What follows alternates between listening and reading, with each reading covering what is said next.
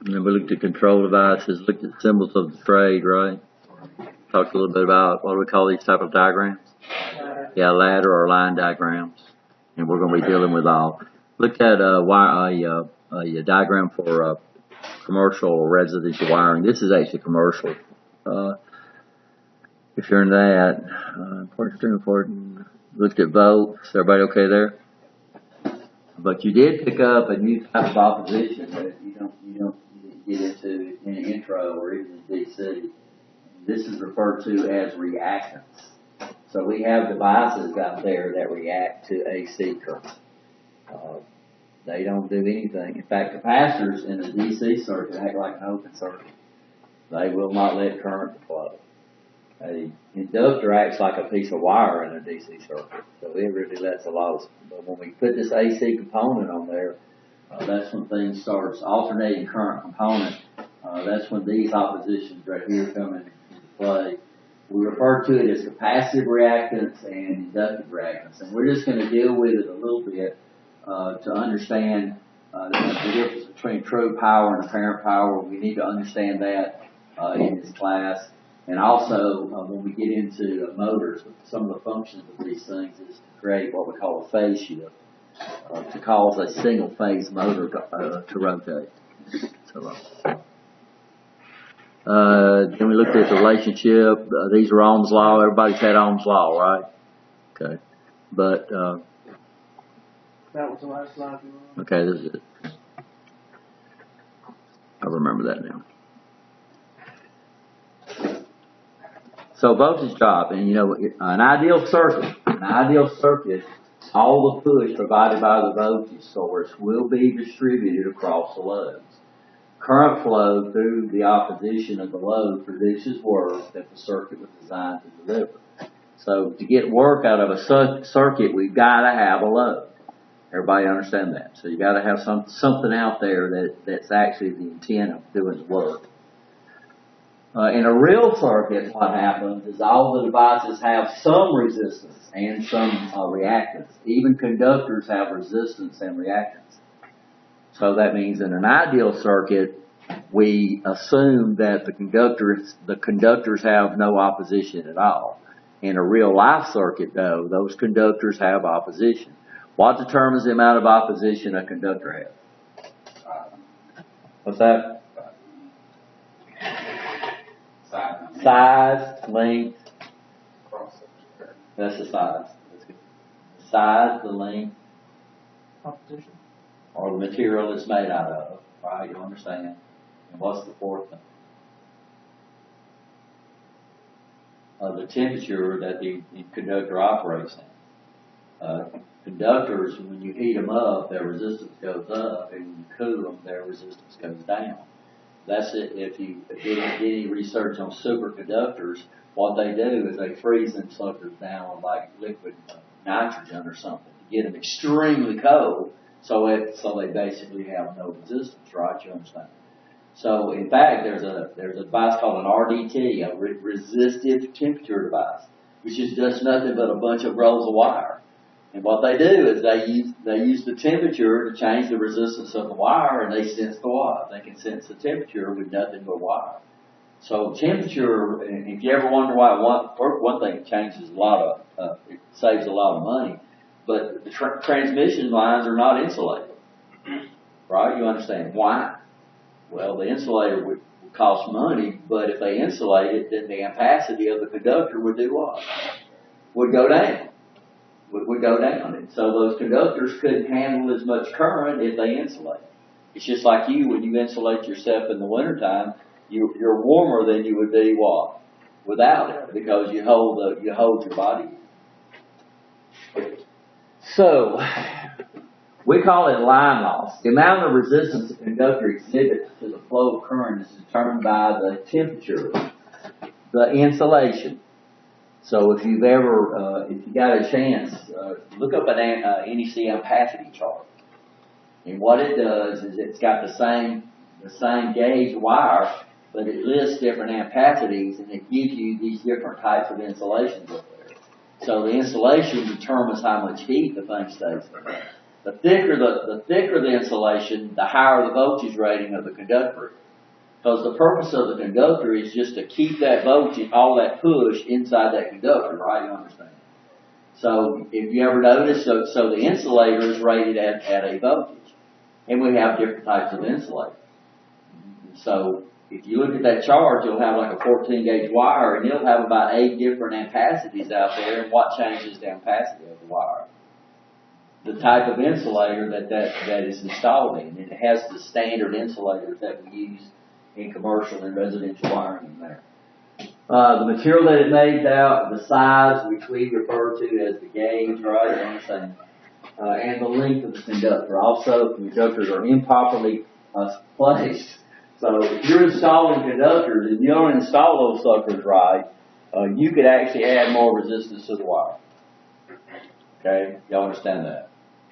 So we have a term called splicing. What is splicing? It's when we join two conductors together. What's termination?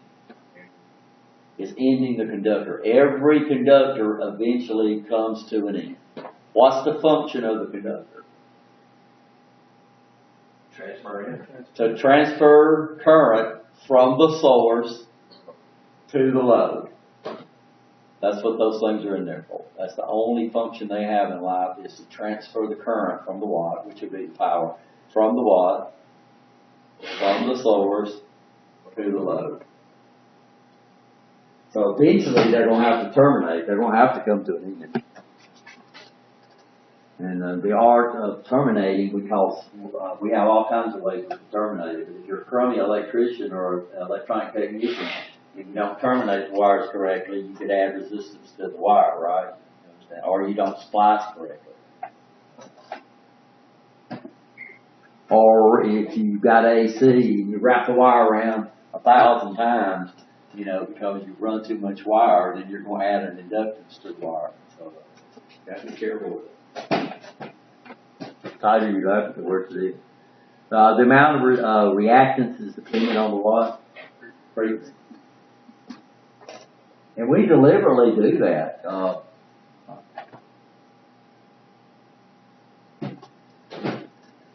What we do is we deliberately set the opposition to of a conductor. We call it impedance matching. So when we deal with communications, not power. When we deal with power, we want the opposition of the conductor to be as close to zero as we possibly can get. When we deal with communication, what we have is the source of the signal always has some type of opposition in it. So if the source of the signal has some type of opposition, so here I've got my signal source, and then we would come up and we would do something like that, and this would represent the opposition of the power source. Okay. I mean, not the power source, the signal source. And then we're going to come over here and we're going to connect this to some type of load. Well, let's say this guy here has 100 ohms worth of resistance to it. And over here on my load, I can put either, we'll start off, we'll put a 10 ohm resistor, and we'll put a 100 ohm resistor, and we'll put a 1,000 ohm resistor. Which one would you think we would get the most power over here to the load? Which one of those resistors? Each resistor would. Okay, so let's calculate and let's see. Now you knew this because we talked about this in DC. So what we would do is we can use instead of calculating the current, we can use what we call the voltage divider formula. Are y'all familiar with that formula? So that formula you don't have to calculate current. Because the voltage, this is nothing but a series circuit, and the voltage drop by these resistors is proportional to that resistor relative to the other resistors in the circuit. So if we'll call this a load, then V across the load would be equal to, we would take the load resistor, we'd take it 10, then we'd divide that by the total resistance, and then we'll multiply that times the source. So let's make the source 10 volts just for that.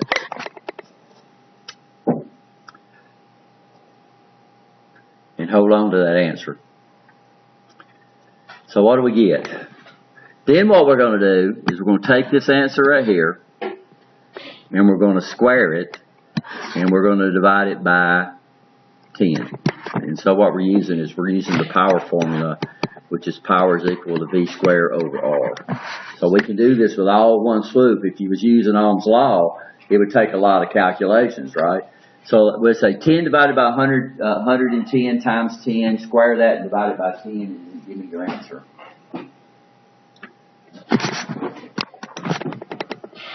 Hopefully y'all got calculators, right? Or using your cell.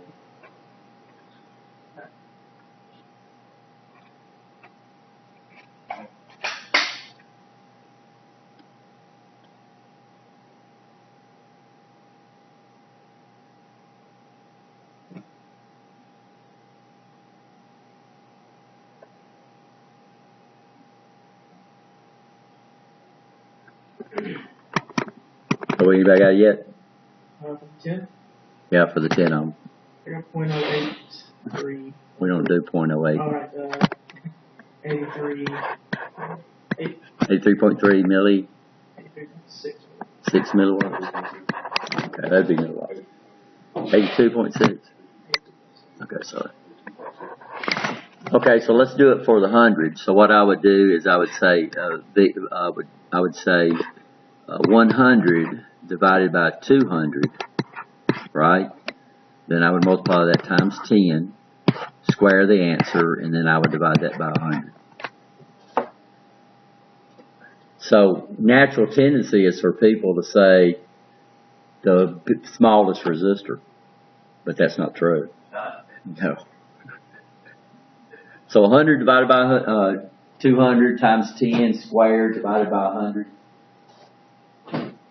Why did you change your numbers here? Once you go from 10 and 110. Well, what we're doing is we're calculating power for this resistor right here. So the formula is R over RT times the power supply. Well, here, this one is for 100. So that's 100 divided by 200. Why? Where'd you get the 200 from? RT. What's RT? RT is when you add these two resistors together. It's the total resistance. Okay. RT, you hadn't had DC yet, right? It's I'm an HVAC guy. okay, but you've had basic. Yeah. Yeah. RT in a series circuit stands for the total resistance that the power source sees, or the source of the voltage sees. In a series circuit, we just add them together. So if I took 100 plus 100, that would be what? 200 times the power source. So what did we come up and get? 250 milliwatts. Now let's do the last one. So what I would do, I would say what? I would say RT, which would be 1,000, would be 1,000 ohms, not divided by RT, which would be 1,100 ohms. I'd multiply that times 10, and then I'll square that and divide that by the resistor. Probably will come up to be 82 point. So when do you get the maximum power transfer between the signal and the load? When the resistances in the whole communication channel match. In AC, we refer to it as impedance, and they refer to this as impedance matching. This is an AC impedance. It's not a DC impedance. So if you went out and got your cable and cut the connector off and measured between coming into your TV, that is a coax cable. Why coax? Well, that coax is 75 ohm cable. It's rated at 10 megahertz. So that means if you put 10 megahertz of AC on that thing, it would measure 75 ohms. So all the amplifiers in the cable system is matched to what? 75 ohms. Your TV input is matched to what? 75 ohms. If all the impedance in the whole system match, we get maximum power transfer from the source to the load. A network cable, Ethernet cable, 100 ohm cable, it's 100 ohm cable. It depends on what speed it's rated at. So Cat5 is rated at 100 megahertz. So it means if I put 100 megahertz on that cable, it would represent a 100 ohms worth of impedance to the source. And if everything matches in the system, it what? You have maximum power transfer. So if your cable ever breaks, don't splice it back together. You'll get a crummy picture because what did you just do? You screwed up your impedance matching. You sure did. Right. So the antenna in your car, why don't they just run 2 wires from the antenna of your car? You ever seen where it's plugged into the back of the TV? It's coax cable. Why is it coax cable? Because that antenna has a certain impedance. The cable has a certain impedance. The input of your radio has a certain impedance. And if all the impedance matches, then you get maximum power transfer from the antenna down to the wire. So that means if I come up here and I don't route my cables right, so if I don't route my cables right, I could accidentally generate a device called a capacitor, and I could change the impedance of the cable. Or if I put 2 loops into the thing and I get the loops pretty close together, then I've created a device called an inductor, and I can change the impedance of the cable. So this is even when they come into a plant, our house is not much because they don't pull a lot of current, they generate a lot of magnetic fields. But when they drop those things down, they separate those wires. You ever notice those 3-phase wires? They'll come in and they'll be spaced out a certain distance, and they don't twist together. Even if they got insulators on them. Of course they don't. So just us not understanding this. Now power cables, we don't have a lot of trouble with because they are power cables. They're not communication channel cables. And the problem with communication is that your signal source will always have an opposition. And your goal is to do what? Match that opposition. I don't know how we got off on that, but it's interesting. I remember you in D.C., you asked me that question, why did it go up and then start going back down? I remember that. When current flows through in or out opposition, the amount of push, voltage available to the load is decreased. This is called a voltage drop. Alabama Power calls it what? They call it line loss. How much voltage they lose between the source and your house strictly because of the resistance of the wire. We don't think about it, So if you got a chunk of that wire that was a foot long and you put your ohm meter across it, it's going to measure 0 ohms. But we're not talking about feet. We're talking about thousands or miles of wire.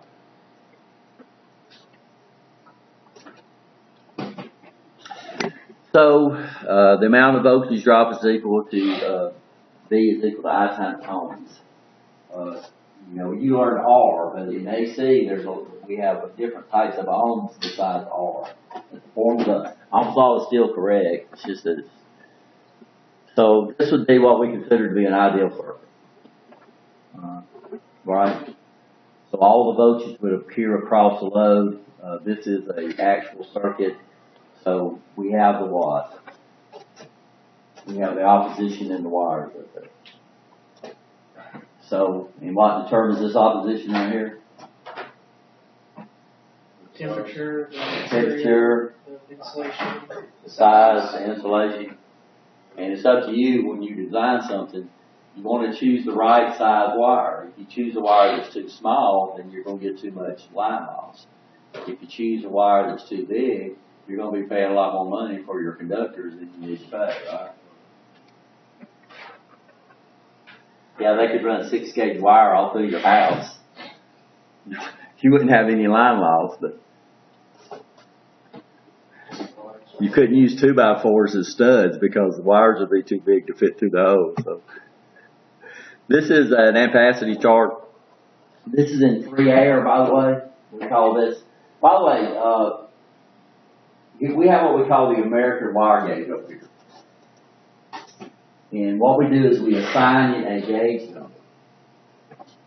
When they say you need to go to a bigger gauge wire, it means you need to go to a smaller number. So we still talk, it's kind of misleading because we say you need to use a bigger gauge wire. And people say, well, I need to go from a 14 to a 16. But what happens is the bigger the wire gauge or the size, the smaller the number. The American wire gauge only goes up to what we call 4 aught, so 3 zeros. And then after that, the wires are rated in what we call circular mills, which is a little bit easier to understand because the bigger the circular mills, the bigger the wire. So the American wire gauge goes opposite, the circular mills goes the same. So it's pretty interesting. And this is the ampacity. This is in free air. I don't know if I got the NEC chart or not. We need to look at that. Let's go get that. But this is the ohms per 1,000 feet. Yeah, at about, I think it's 25 degrees centigrade. And so even in these ampacity charts like this, if you look them up on ampacity, what is ampacity? How much current a conductor can carry, right? So notice that a 14 gauge wire, oh no, this doesn't give us the ampacity, this just gives us the resistance. The ampacity of a 14 gauge wire is around, I think, 40 amps for 14 gauge wire. But when you look up at NEC, it's rated at 15 amps. Why? So this is the NEC chart, it is. Here's the 14 gauge wire right here. This guy here has an this has an ampacity of what? 32 amps. In what? See the top of there, what does that say? 3 amps. 1,000 ohms per 1,000 feet, but it's at 20 degrees centigrade, right? I see that. When you look it up on the NEC table, it's got a little asterisk by the way. They finally did something smart. Is that for years and years and years we have certain ampacities used in certain size conductors, and for years it's been on a 15 amp service we use a 14 gauge wire. But the NEC chart rated it at 32 amps. When they came out with a new 2015 code, they finally rated it at 15 amps. So why are they rated at 15 amps when it actually can handle 32?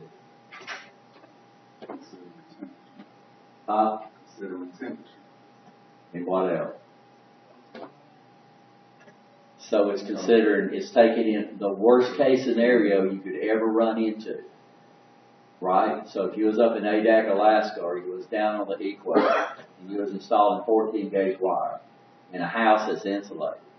So the 14 gauge wire is insulated, right? You understand? It's got insulation on it. It's going to be running through the ceiling or it's going to be running through the walls, right? So what they've done is they came in and they dilated that thing down to so I can use 14 gauge wire on a 15 amp service without any problems at all. Just anywhere. Except on the roof. There's still some dilating factors. If you look at the code on installing wires, it says, okay, if I'm running it on the roof, then I've got to even down, within a certain amount of inches, you have to dilate it even more. So, I have a question. Why would adding an insulator actually increase the, or decrease the, okay, what's one of the main causes of ampacity? Who's an ampacity? Starts with a T. Temperature. Okay, so let's go out and get you a jacket and put you on and let you sit in this room. Right. Okay, would you get cooler or would you get hotter? You get warmer. So yeah. I guess as the temperature increases, no, we're not talking about capacitance, we're talking about resistance.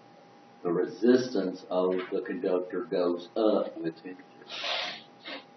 We talked about the superconductor. The superconductors, first of all, they don't use copper, they use an alloy. And then what do they do to that? What do they do with that to get it to have no resistance that we can even measure? They supercool it. Well, you don't supercool in your house.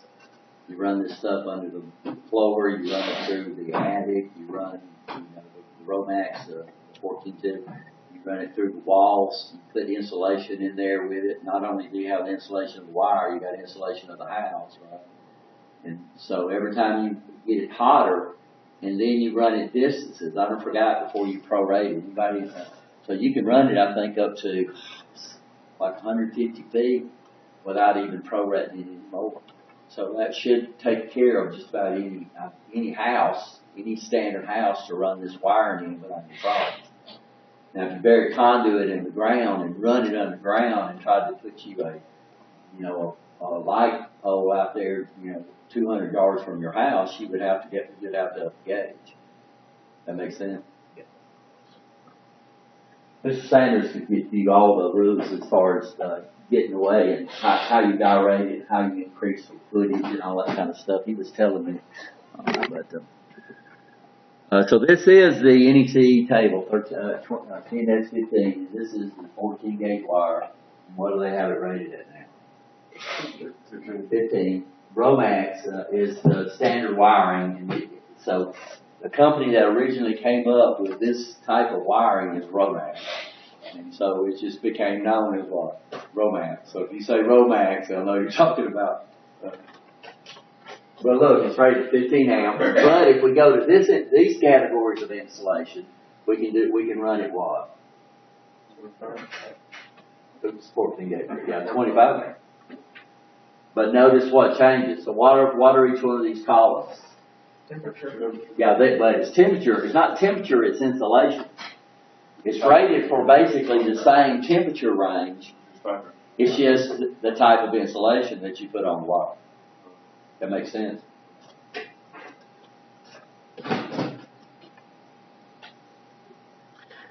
Power. Very important to understand power. Power is the rate of doing work, and electricity power is measured in both amperes or in watts. I'll explain this a different place. As current moves through resistance or opposition, I should go through that. As current moves through opposition, it creates work.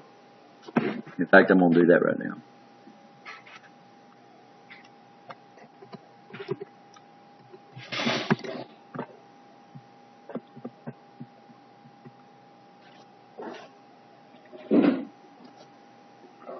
Oh, I guess that's right. Let me change it back because we got to.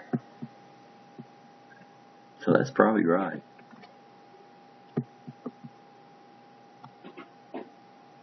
We'll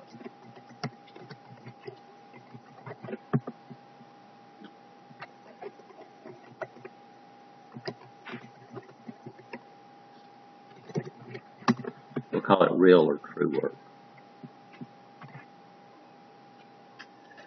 We have the main formula for power is P is equal to the amount of voltage that's pushing it through the load times the current flow through the opposition.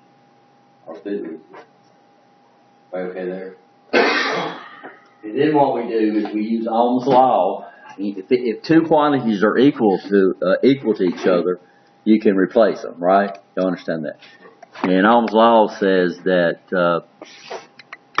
V is equal to I times R. Well, if V is equal to I times R, then I can take this and re-plug it back into that formula right there. So what you end up with is V is equal to I times R. So this is where this formula came right here. So all your power formulas come from your original formula, but what they've done is resubstituted Ohm's law back into substitutions for this. So this comes up and gives us three power formulas. Of course, the actual power formula is this guy right here, but these are just substitutions, right? You understand that. And what's nice about knowing these other formulas, we just got through using this guy right here, V squared over R. So using that power formula, I could go directly from my voltage divider formula, so I could create one formula to calculate power without ever knowing the current in the circuit, which is pretty neat, right? Those three formulas to give you the same answer? Give you the same answer. Because they are equivalent. So this is what we used a while ago. So a while ago, this is what we used. Y'all understand? So what we did is we used this formula called the voltage divider formula to calculate the voltage. We squared that, right? You understand? And divided it by the resistor, and it gave us the power. So I could come up understanding these other formulas a lot of times decreases the amount of work that's required to calculate power. For one thing, a lot of times we don't calculate, we don't really measure current. So we can calculate power without knowing the current in the circuit, right? Now the problem we have with these guys, to create work, the current has to flow through the voltage. Your capacitors and inductors, the current don't flow through them. They go in and out of them, which is pretty interesting. So they appear to do work, but they don't do work. To electrical work, they have a function in life. So what is the power produced by a load with 10 amps and 60 volts? So we probably can do that in our head, right? 600 watts. What is the power produced in a load that has 130 ohms worth of opposition, 50 volts? So we take this and do what? Square it and divide it by that answer.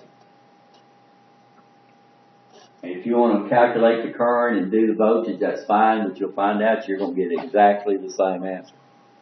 Roughly 18.8. Okay, 18.8 watts. What is the power produced in a load with 5 amps and 33 ohms? So I squared, you square this, and multiply it by that. So you can take this, you can multiply it by that, get your voltage drop, then do I times V, or I times E, you'll get the same answer. By the way, you're not going to do this on test, we're just... power is the relationship between voltage and current. Are we okay? Voltage and current are directly proportional. If voltage doubles to a circuit, the current doubles. If the voltage halves, the current halves. Okay? So, power is equal to V times I, but I is equal to V over R. So if V doubles, current doubles. Since P, V, and we talked about this last class, right? Since P and times V, the power to the circuit will vary as the what? Square of the voltage. In other words, if the voltage applied to the circuit doubles, the current doubles, which causes the power to do what? Quadruple. If the voltage to the circuit halves, the power will decrease by 1/4. So, 90% of the time you can walk into a class like DC and say, okay, they've learned all this power stuff, and you say, what happens to the circuit if I double, what happens to the power if I double the voltage? And I guarantee 90% of the class will say it will double. But it won't. It would actually increase by what? Volt. This is why maintaining voltage to a circuit is very important. This is why loads specify the voltage they're intended to work at, right? So we're not going to do these. In the previous problems, so what did we do? We learned that if it goes up, it varies with us. So if I triple the voltage, what happens to the power in the circuit? If you double it, it goes up by 4. If you triple it, it'll go up by 9. It triples, it's the square. So if I had 2 volts and it costs 2 amps, that'd be 2 times 2, that's 4. If I raised it up to 4 volts, it would go up to 4 amps, right? You understand? And that would be 16. If I raised it up to 12 volts, it would go up to 12 amps, right? You understand? 144, right? So it varies with the square of the voltage. Now when we go up, it's the square. So whatever the voltage does, you square it and multiply it, right? Okay. If it comes up, or you multiply it times the square, the power times the square. If it goes down, it's 1 over the square. Well, it depends. Or the negative power.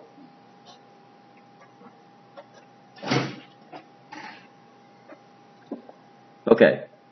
So these are some other formulas for calculating power, and these are available on the web. You're not going to be able to do these in class, but these are our main power formulas across the top, and then these are when we transpose it and solve for the other quantities if we know the two. They get fun. Okay, this is probably one of the most misused terms in electricity. Short. Along with ground. This and ground. A short is an undesirable path for current to flow, but the term there is it's still doing what? Flowing. Y'all understand that? Shorts will decrease the amount of opposition in the circuit, which will cause the current in the circuit to always go up. So shorts cause the current to go up, not to disappear. And probably y'all heard this 100 times where people has problems. My wife's the worst at it, and I don't correct her anymore. But people will say, "Well, I got a short in it. You know, it's not working. I got a short in it." How many times y'all heard that? How many times have you said it? A short circuit is extremely bad. A short circuit occurs when the source conductor and the return conductor come in contact with each other, which will bypass the resistance of the load. So when this happens, the only thing that limits the current in the circuit is either you've got an overcurrent protection device or it is the resistance of the wire. And how much resistance does wire have? Depends. But if I'm an electrician or a person, I gauge the wire to get the current to the length I want it to get to, right? You understand? But you're right, it depends. So a short causes a short circuit? Could cause it. Depends. So what's the major difference between a short and a short circuit? A short is when we have an undesirable path of current. Okay. A short circuit, so that means there's still some resistance in the circuit. Okay. A short circuit is when your source conductor and your return conductor come into contact with each other. So in circuits, we have what we call a series circuit. So in a series circuit, one of the loads could short out, but it wouldn't be a short circuit. And all the current flow in the circuit would go up. All the other devices would create more power. If they couldn't handle it, they might burn up. But it's not necessarily a short circuit. A short circuit is when that source conductor and that return conductor come in contact with each other. And the only thing that's limiting the current is two things. That is the internal resistance of the power source. How much internal resistance does the car battery have? None. You can calculate it. If you got one of these big old nice battery testers, right? And you come over there and that's what it does. It puts it under load. You go over there and put your voltmeter across that battery. You put that circuit tester on there and how much the voltage drops, you'd use that to calculate the resistance of the battery. Alternators and stuff like that, them suckers are regulated. So that means the more current you put out of it, the more energy the regulator puts into it. And it acts almost like a short circuit. It acts almost like zero resistance in there until you exceed what the regulator can do. You know, you've seen these big power lines out there short together. We had one the other day, by the way, had a tree branch fall down. Touched two big old three-phase lines together. It would go it caught the tree on fire. Fire engines out there. They wouldn't do anything. They wouldn't get around it. No. Smart. Yeah, they are smart. That was a high T today. Well, I don't know. It's probably at least a 2,000 volt source. Huh? Well, it would if it would have been a short, but it might not have been a short because I don't think what was happening. I don't think the wires were touching. They were on a bat. When it fell, it tore the bark off the tree, and they were across that sap on that tree. So the sap was acting like a what? Acting like a load, but it wasn't enough to kick the breaker, but it was enough to catch the tree on fire. Put a nice spark show on too. So this is why we insulate our wires with something. So what does Alabama Power insulate their wires with? Air. Now air's a pretty good insulator. It's not great. I mean, it can conduct through air, and that's why the higher the voltage they spread them for. Incorrect splicing, incorrect termination, defective loads, excessive current burning off conductor insulation. This happens a lot in the house, where somebody will get a bad connection on one of their plugs, and it starts getting hot, and then when the wire gets hot, it corrodes, it oxidizes, which adds what? More resistance. this load out here don't get as much, but it's going to still pull current. Then it gets up over the temperature rating of the insulator. Then what the insulator start doing? Yeah, they'll most of them they'll start cracking off. The insulation normally that we use in houses don't really burn, but it will become very brittle, and then it breaks off, and then the wires come in contact with each other.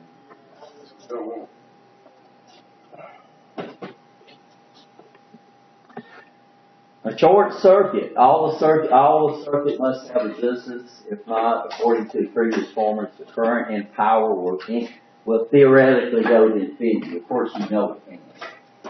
Of course, the current flow will never go to infinity. If the load is bypassed, the current flow in the circuit will be limited only by the resistance of the conductor and the internal resistance of the voltage source. It's not protected by a what? Current protection. Yeah, overcurrent protection device. When all the loads in the circuit are bypassed, this is what we call a what?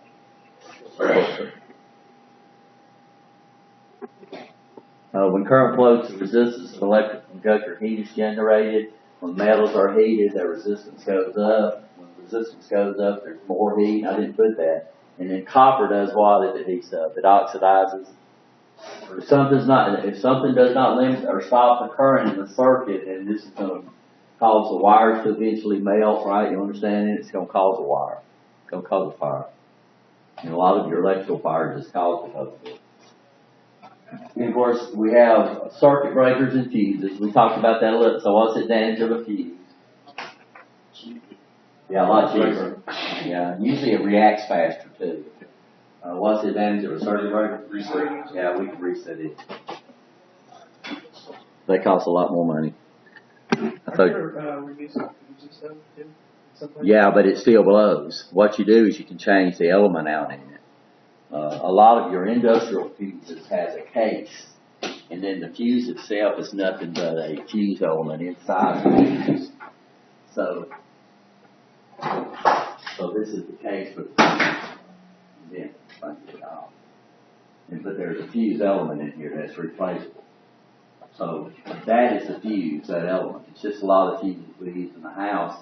The case that the fuse is in and the element are all encapsulated together. Why in industrial use a lot of these that have the fuse is just an element that runs between the two. These cases, these high voltage cases cost a pretty good deal of money. So it's a lot easier for you just to replace the element than it is to replace it. It should come over. Now let's somebody out in here playing around with it and torque it down. But that has a resettable element. Everybody okay? Sure. Okay, I'll take a 10-minute break.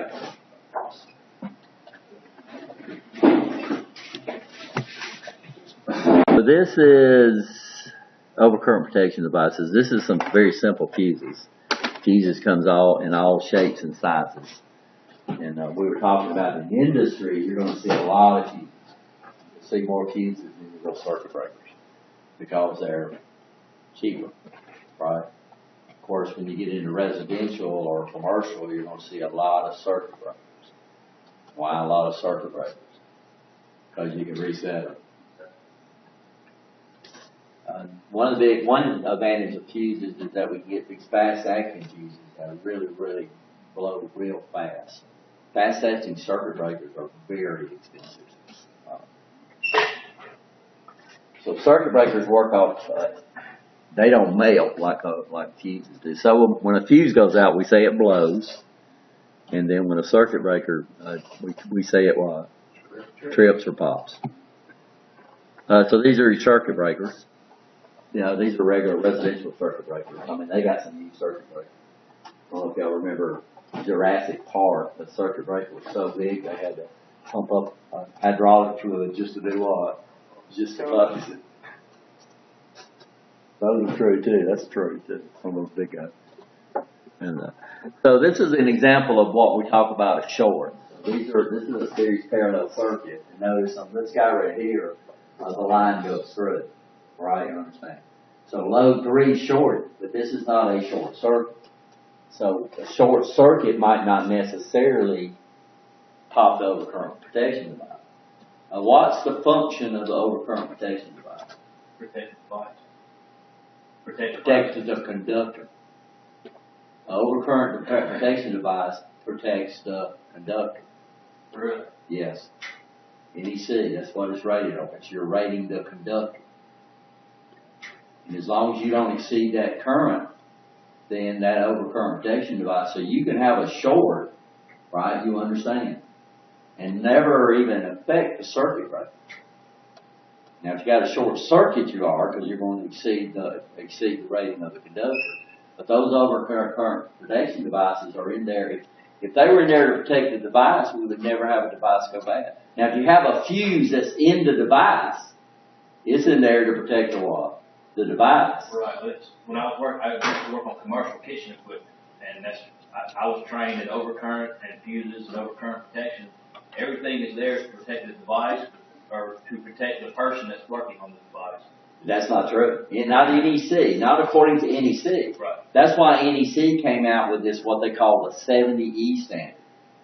Because normally if you protect the circuit, you protect the person, right? But you protect that. So there are some devices that are in there to protect you. And that, of course, those are ground fault detectors. Those in there for what? For you. And of course, our flash detector, our breakers, those in there for you. But as far as that circuit breaker that's at that panel there, it's in there to protect the water. Oh, okay. You're talking like at the actual panel? Yeah, the panel. Yeah. No, I mean like. Now, if you've got a fuse inside the device itself, then that's in there to protect the water, the device. Right. Yeah. But we can't depend on NEC.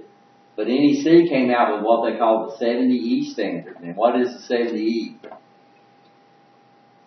Those are in there to protect you. Not to protect the circuit, it's to protect you. And that was the problem we had with the regular NEC code in there, because it wasn't specifically in there to protect you. It was in there to protect the circuit, right? Yeah, so we're talking about the overcurrent protection device back here. If you have an overcurrent protection device in the load, it's in there to do what? Right. Protect the load. Well, we could have a device out here short, and then it might not ever pop the breaker, the overcurrent protection device on the system. Has everybody ever had that happen, where you had stuff fired up and the breaker never popped? Yeah. Okay. So what happened? You didn't have a short. I mean, you didn't have a short circuit. You had a what? You had a short. So a short on the occurs when the device itself is. Well, you may, inside, it's internal failure of the device usually is a short. If it shorts, something happens inside that device and it shorts that return and that source conductor together, that is a short circuit. So the short could occur in the device, or it could occur in the wire that goes to the device, right? A short's just where the path has been disrupted, and then a short. Not disrupted, it's an undesirable path for current flow. And disrupted would be more of a term I would use for an open. Because we're not disrupting the current, we're just causing the current to go in another direction. With that, I mean, that'd be disrupted, and it's not going to where it's intended, would it not? Perfect. Like, stop. To me, and that's me, it's depending on what you're talking about. And what I'm saying about me, when I talk about when the circuit, when it's disrupted, I think you got to know. That's just my opinion. But a short would be Would be you still have current flow. It's just an undesirable But path. if you put your leads on it, it'd read open, wouldn't it? No, never. It read a resistance lower than what it's supposed to be. Okay. An open. An open's going to read. Is where you're going to read in your path. It's not going to be complete. An open read source voltage. Well, it depends on what you're reading. Both reading now. So read open. Just for the read zero. Yeah, if we read the voltage across.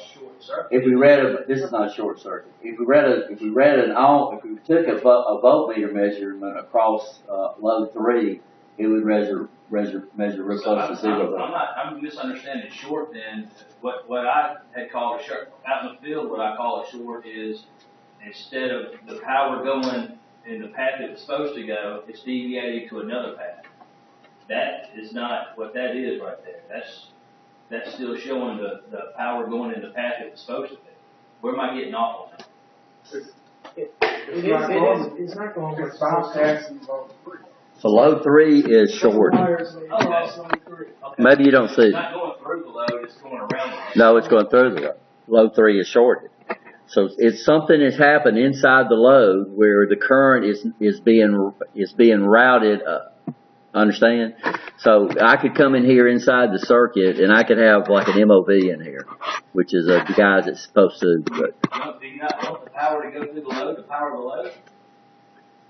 I don't understand. Okay, so I've got a power cord right here. I've got a power cord that's hooked up over here and it's plugged in. And this comes into a unit. Inside the unit there, and it's a series circuit. So this is not parallel. Parallel circuit, which is probably what you got into your mind. A parallel circuit, there is no such thing as a short. Everything is a short circuit.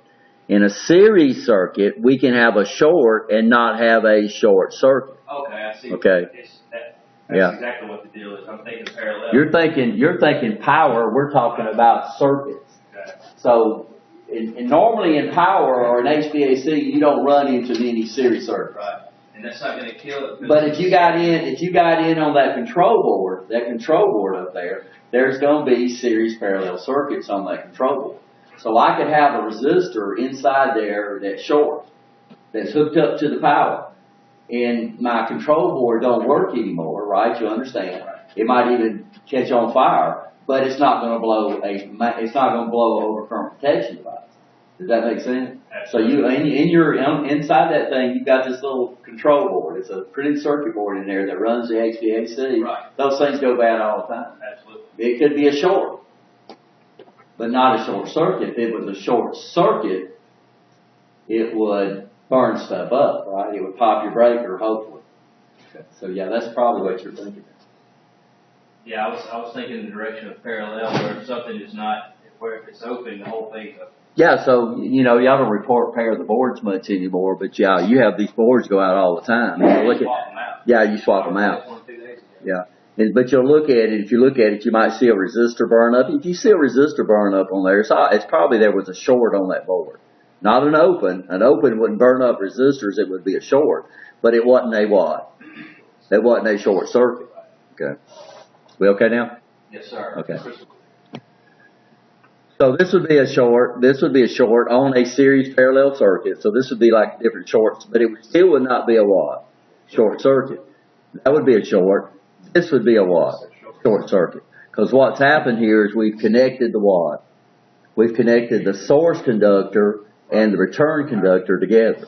And this is the guy that's bad right here. It's a lot different than something is, if we have a short circuit, somebody is going to give up. Hopefully it's the overcurrent protection device. If it's not the overcurrent protection device, it's probably going to be those conductors. If it's not the conductors, then it's going to be the source of the power. Right? And like we said, Alabama Power has very low resistance on their power sources. So this is why a lot of, houses burn up. They have a circuit, they overload a service. By the way, standard on notice, so you got a breaker and it's protecting maybe 10 plugs out there. And people don't know that. You're not supposed to load that thing to 15 amps. You're supposed to load it to 80%. So the maximum you're supposed to put on all those things added together would be 12.5 amps. And then you have people the breaker stops popping off. What do? They go down lows. What can they do at lows? Buy a bigger breaker or a bigger fuse or whatever. Well, as soon as you do that, then you're exceeded the rating of your conductors, right? Make it very dangerous. And they get very dangerous. But you have people do that all the time. They see 15 and they say, well, let's go to 30. Let's go to 50. That's far from the course of the field. Yeah. It really is. Yeah, you'll see people doing it all the time. I mean, it's just, especially since these places like Lowe's and stuff that opened up, and they don't ask you anything. You just go in there and bring your old bad breaker in there and find the one that matches it. You get a new one that's got a bigger amps on it. And go back there and plug it in, and you're happy for a while. Now remember, plugs don't get what? They don't get hot. Wall switches don't get what? hot and start getting hot, then what do you need to do? You need to replace them. During shorts and short circuits, it's imperative that the conductors in the circuit are isolated from each other. The substance that isolates the conductors is called what? Insulator. What does the insulator determine? What does the insulator determine? Well, for one thing, it indicates the height and What does the insulator do? I should say, what does the insulator do? That's current going somewhere you don't want. Yeah, somewhere you don't want it to. And what it is we have all this push inside those cables looking for ground, right? You understand? So the thickness and the material of the conductor determines how much voltage it can keep inside that cable without it getting out.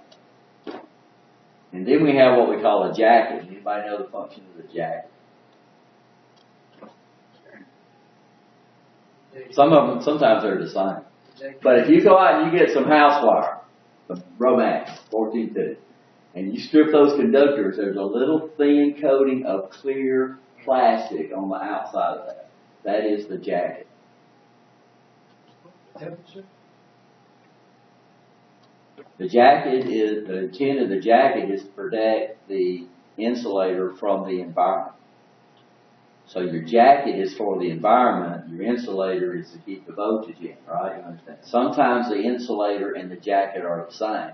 On cables, they're always different. Y'all know what a cable is? What's a cable? It's two or more conductors in a common jacket, not an insulator, in a common jacket. So the wires themselves have the insulators on it.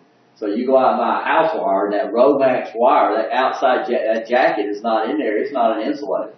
It's in there to protect that wire against the water, against the environment. So we have different types of jackets. That's gas approved, liquid approved, underground jackets, right? So you need to make sure that you have the right jacket or the right conductors to handle wherever you're going to run that cable through. So see, y'all learn something. Some wires you can see it, like on Romax, you can see the jacket. Anybody ever strip that stuff off? So you take off the outside jacket, and then each conductor, since they're exposed or not, if you just slip it, you'll see it's got a little thin coating of what? It's like a clear plastic on that, which is the jacket.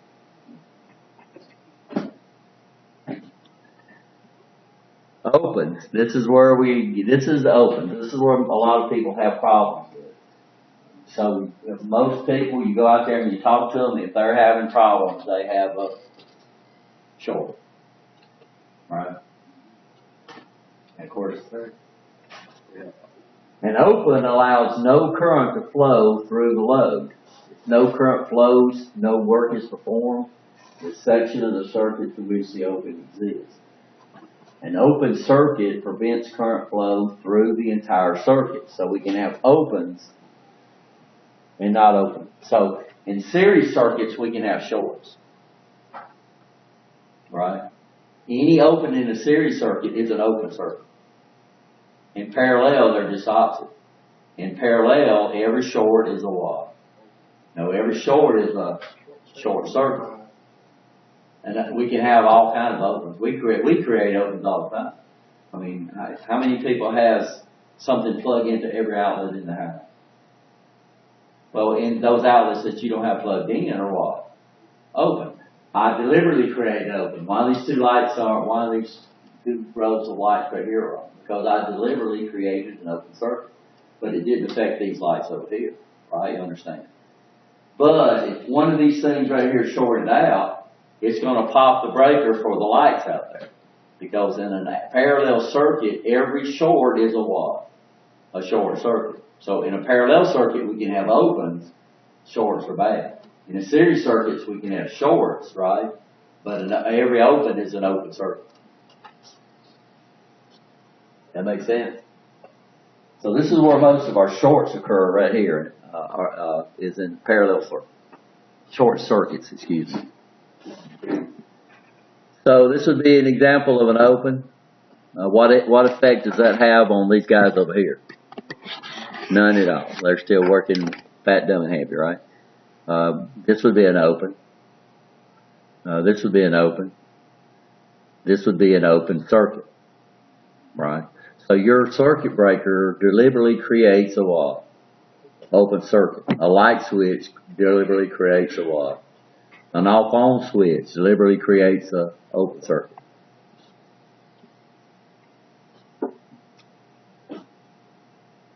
All the applied voltage should be measured across an open. The voltage across a sort will measure practically zero. It's hard to get exactly zero, but it's going to be practically zero. And we'll do this all the time. We'll go, so a lot of times people will call when a switch is closed, they'll say shorted. And that's a good term.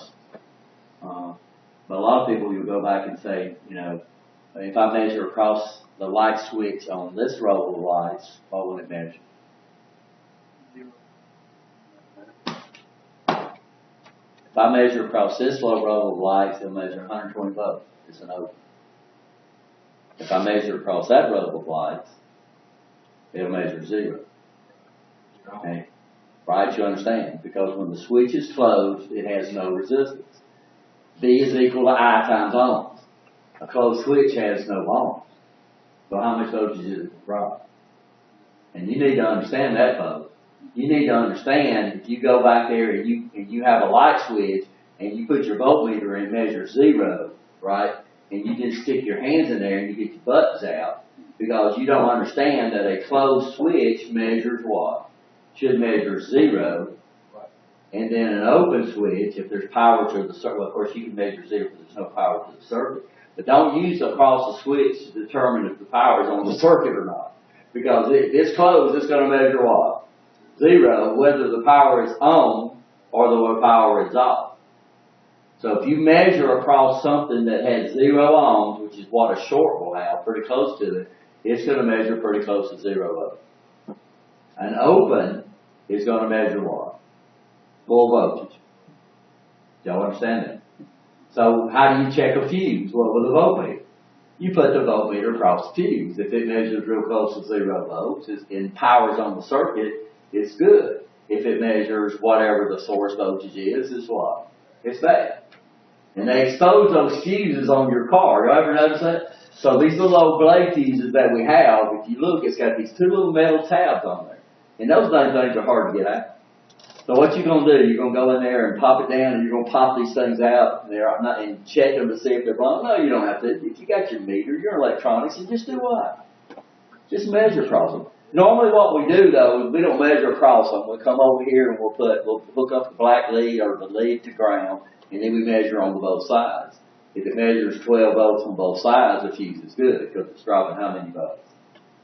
12 volts on this side, 12 volts on that side, what's it dropping? Nothing. If it's got 12 volts over here and 0 volts on there, then it's dropping all voltage. So that's normally how we check a fuse. So it's a lot easier to check a fuse in a car than it is to what? Than to pull those little blade things out of there. They think it's not easy to get out. So, Mr. Grant, okay, you put in for a loop with, open and close, it should measure 120, so. No, you measure 120 if it's open. Okay, all right, well, I know open means these lights are open right now. Yes. But if I go up there. No, we said across the switch. I didn't say across the light. I said across the switch. Okay, understand? Big difference. You're right. If I go up here and measure across these guys, it's going to measure 0. But we talked about measuring across the switch, right? Taking a fuse. If you measure across the fuse, if the fuse is good, it should measure what? Huh? How many volts? But the fuse is good, is whatever the voltage is. No, across it. 0. It's going to measure 0. You got to get that term if you're going across it, right? You understand? If you measure across a circuit breaker, it's across the breaker, not relative to common, but across the breaker. If it's closed, it's going to measure 0. We always own the fuses out. That's how Well, you don't have to. Right. That's how I was trained that you wouldn't get a good voltage reading You in put- the machine, so you pull it out and lay it on the ground and run it and own it out. Is what I was taught. Is that what you saying? No, we're just talking about different ways you can do it. What I want to do, first of all, to verify it, I would always do what you said it would do, right? So if I came over here and measured across the fuse with a voltmeter, if the fuse is good, it's going to measure approximately 0 volts. If the fuse is blown, without ever pulling it out of the socket, if I come over here and measure it across there and it measures 120 volts, then the fuse is bad. Then I would pull it out. Okay, so we're talking about the difference between, pulling it out and seeing if it's good. We had a fuse in one of our transmitters out at US Steel on the cranes.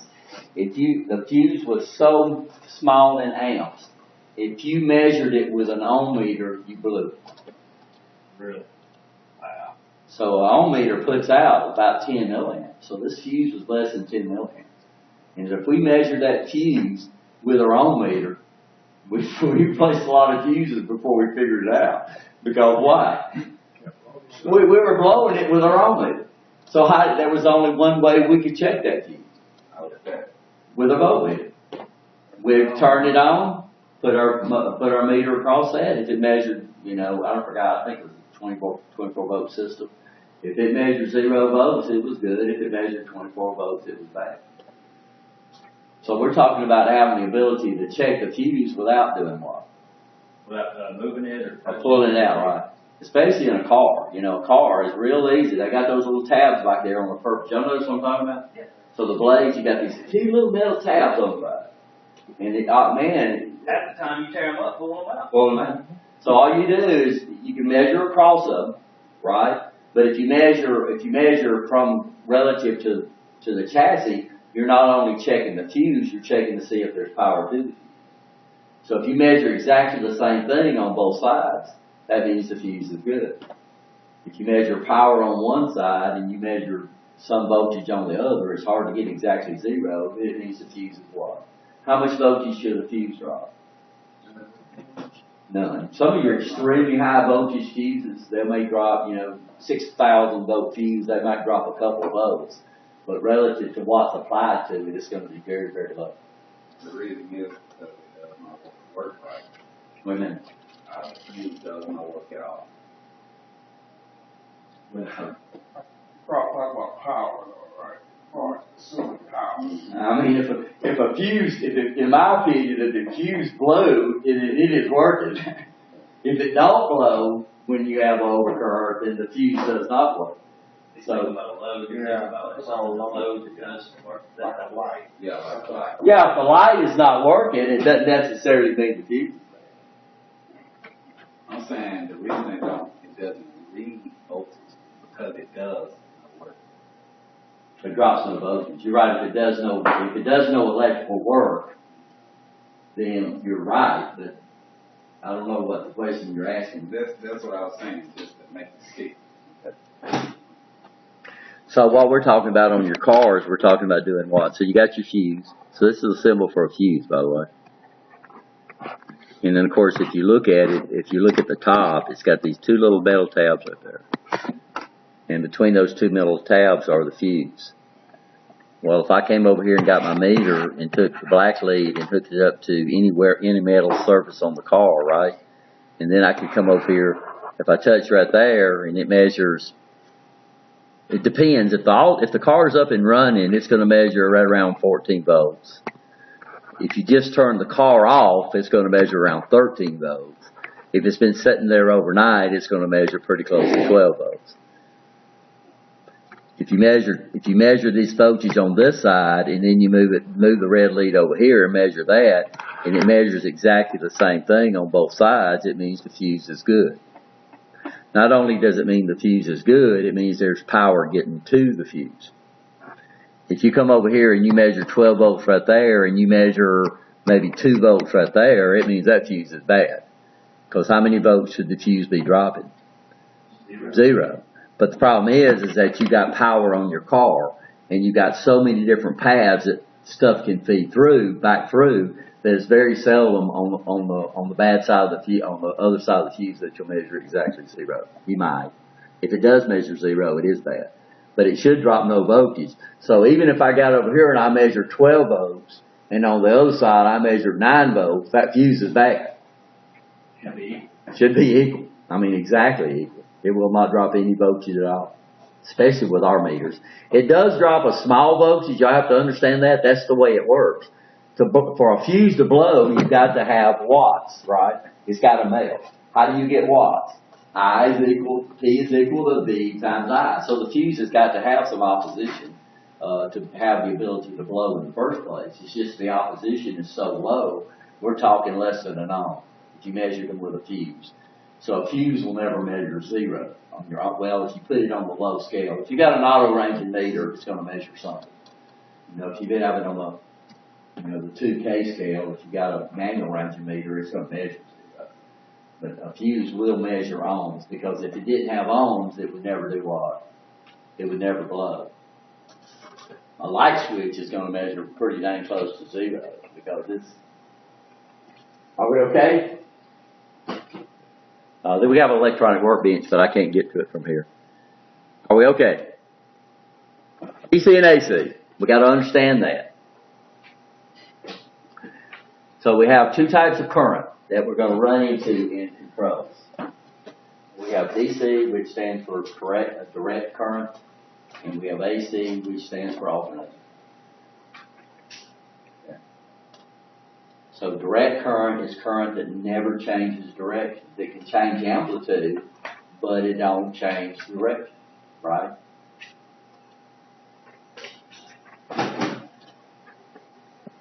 So direct current flow in one direction. The terminal is the voltage source to the circuit. So it comes out, the electrons come out of the negative terminal, flow through the conductors, through the load, back to the voltage source. The voltage source never changes polarity. Now the advantage of DC is that we can precisely control it with electronics. So your cell phone does not operate off of AC. Your TV does not operate off of AC. Right? You understand that? Your microwave starts off, but it goes back to DC so they can re-oscillate it at such a high frequency so your microwave works. So electronic devices will operate off of DC. Everybody understand that? Now AC.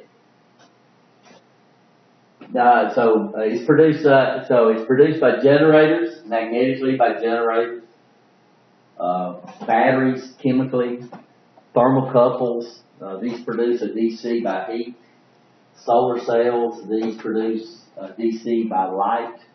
Piezoelectric devices produce a DC current by force.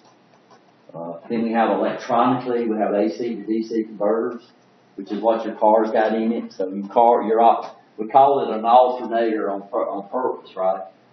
Because that guy on your car is not a DC generator, it is an AC generator. So what do we have to do? We have to electronically take it from what? From AC to DC. This power supply right here, this is taking AC and going to DC.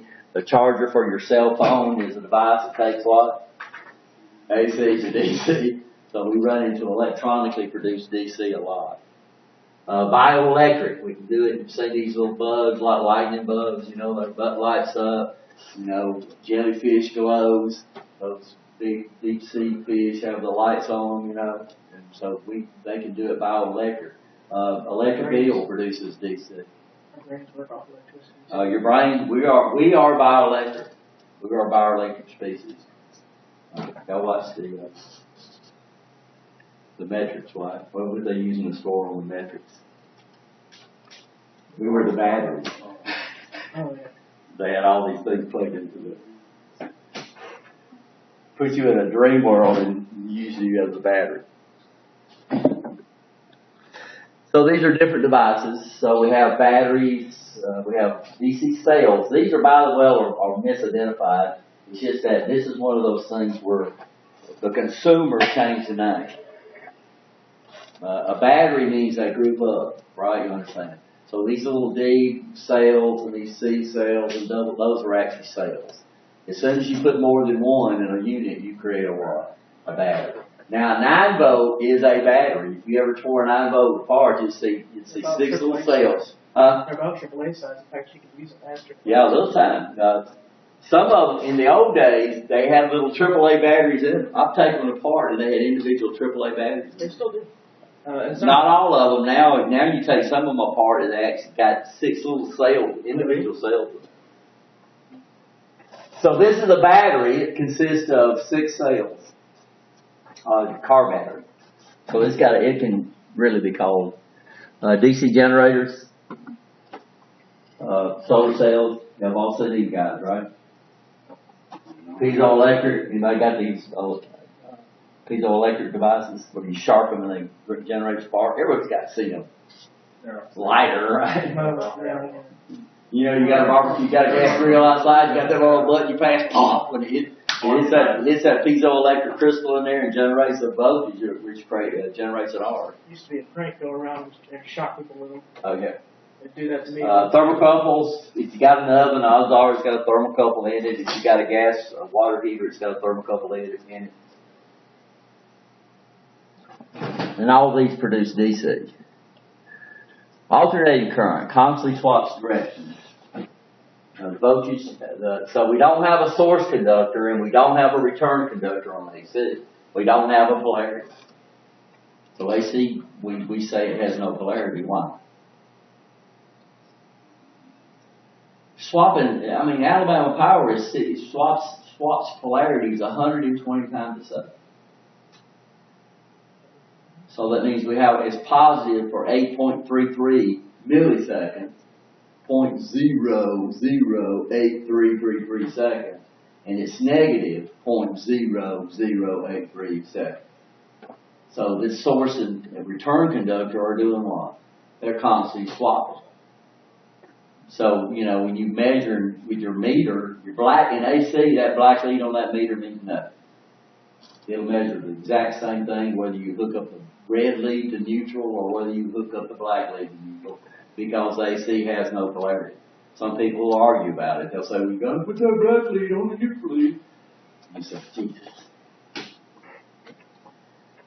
Number 1, advantages, it's what? Less expensive to generate. DC generators are very expensive, so we got to come up with a scheme where the generator constantly swaps so by generation, by rotation, we automatically generate AC. So we have this thing called a commutator that's spinning and it automatically switches that. AC generators, we just take the output like it is. AC motors are a lot cheaper. Extremely efficient to transmit power. And everybody understands that, right?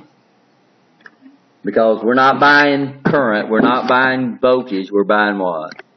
Power. So we got this formula right here that is power that's equal to V times I. If we transpose that, it says how much I is required would be equal to what? P over V. That's the guy right there. So the higher I can make that voltage, the less current's required to produce that what? That power. So what does Alabama Power do to transmit that line, transmit that power? They step that voltage up extremely high. And they transmit that power at low currents, which means they can do what now? Instead of using copper, they can use what? Aluminum. Right? They can send it great distances. Long way. What's the problem with high voltages? They are very dangerous. So what do we start doing? Stepping down. Inside the little generators that have the little plugs in them, that actually says like 12 voltage. Is that still AC, or is it like? That's an arbitrary term. What do you mean generator? It's like I seen a man in saying he bought a generator for his truck, and he does tire work for cars, and it has separate plugs on it. So I was wondering, is it still an AC generator, or does it have? That's an arbitrary statement. I don't know. That would be like I'm asking you. I've got a light on my front porch. Is it green, blue, red, or gray? I'm saying, is the plugs in the I inside? don't, that's what I'm saying, understand, I don't know. If I had the generator in here, I could see, because we use 12 volts AC just as well as we do 12 volts DC. Normally when it says 12, if it's got a NEMA 15, if it's got our standard plug on it, then odds are it's AC. But if I don't see the generator, I can't answer that question from it, right? Understand? That's like me asking what car does my wife? You say what? What would you say? You say until I see it. Until you tell me, or so if you don't know, and I can't see the generator, then I can't answer that question for you. I mean, without any additional information. So if you can get it and bring it in, that would be fine. We can see it then. So I'm not trying to sidestep the question, Devin. I'm just telling you that I watch. I don't know. Yes.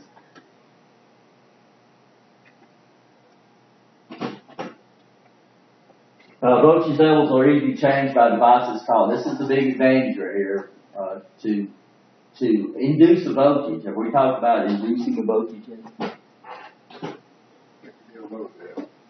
Yeah, and I think I showed you this. So this is what we call an induced voltage. So to induce a voltage, what do we need to have? I'm making electricity. I gotta have a conductor. And then I have to have a what? I gotta have a magnet. That's a nice big magnet right here. I can take the conductor all day and move it here, but as soon as I do this, what am I making? I'm gonna sit there. Can you sit there? And of course, if I'm spinning it, what type of current is this? Now this is called a galvanometer, so it sets at 0. So if it goes this direction, it's negative, this direction is positive. I'm going to sit here and spin this. What type of current is that? Okay. I understand that. Everybody okay? So, if I put current through a conductor, and I don't have my camera, I got to bring my camera over. I think I showed y'all this the other day. If I put current through a conductor, it creates a what? It creates a magnetic field.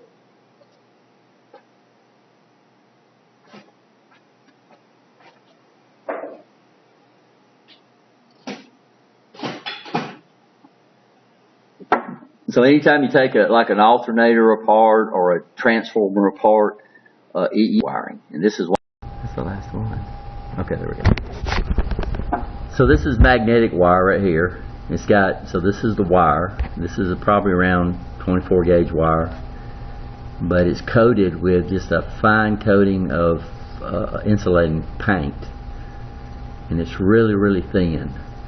And of course, so that means if you scrape this or anything like that, you're going to have problems, or if it gets hot, it's going to melt the insulation.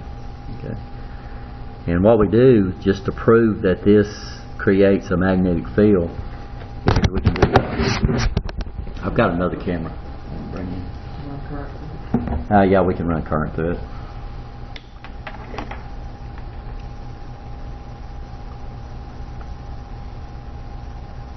So anytime I put current through a conductor,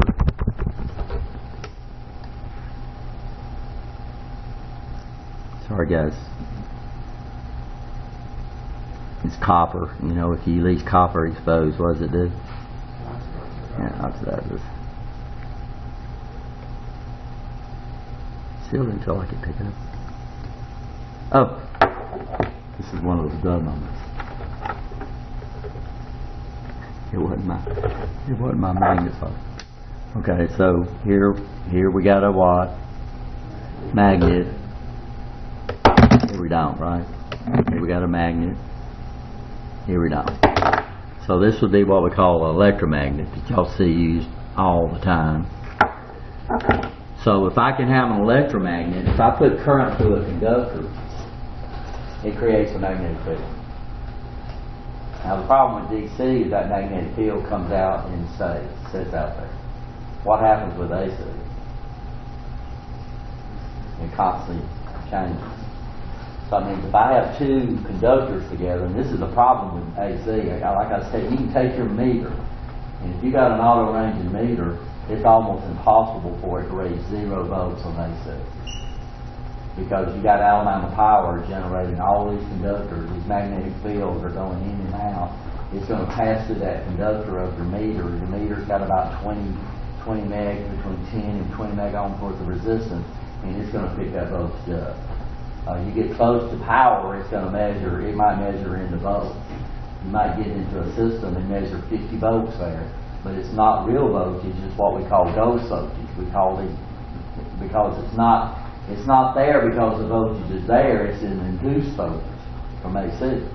So if I bring two conductors together, then I can induce a voltage from this one into that one magnetically without ever bringing the conductors in contact with each other. So is that way you can take a fluorescent light bulb near a Tesla coil without it having like shock to it, to still turn on the fluorescent bulb? Well, it depends on what type of energy it is. We used to set them things off with static electricity all the time. We had a big one over in Japan in the Navy. We didn't have anything else to do, so I'm not going to tell you what else was going on. We get fluorescent bulbs, and we had them on nice rubber toe shoes, and we had a carpet in our room.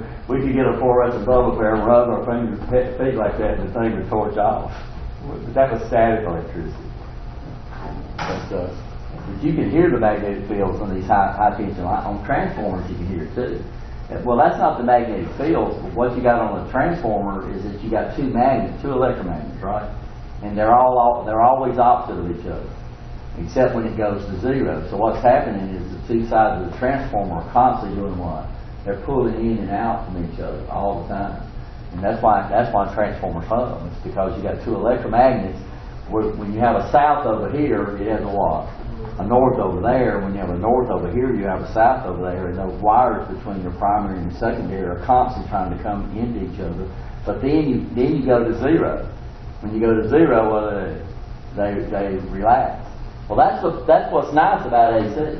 So AC, and by the way, why do I have this in a loop? So if I was to come up here and get one wire, so if I was to break this down and get one wire, so I'm going to come over here, if I was to break this down and get one wire, it's just pretty good. But the less wires I have, what? The less EMF I produce. So what we do is we produce a little tiny EMF electromagnet into one wire, and then we wire them in the same direction. So basically, when it's moving through there in one direction, it's acting like 1,000 little batteries that's hooked in series 80. So all their voltages do what? Add up. So the more loops I have, the more voltage I would get, right? But what else do I have? So what do I have to have? I have to have a magnetic field. Well, we know when I put current through a wire, it creates a magnetic field, right? But if I come up here and just lay that thing right there, what happens? Nothing. What do I have to have? I got to have motion.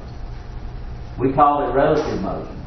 So I could so I can't move the magnet, but I could come over here and move this through there, or I could leave the conductor stationary and move the magnetic field across the conductor, which is what your alternator does. Because you don't want to take all that power off of something that's moving, right? You understand? So what they do is that's an electromagnet in the center. What's the advantage of using an electromagnet over a permanent magnet? Turn it on and off, control it. Yeah, you can turn it all on, you can turn it off, right? You understand? And you can also control the what? Strength. So that's what your alternator's doing. I'm not your regulator. What's your regulator doing? It's controlling the strength of the magnetic field to keep the output of the alternator pretty constant. And that's one. I don't know what's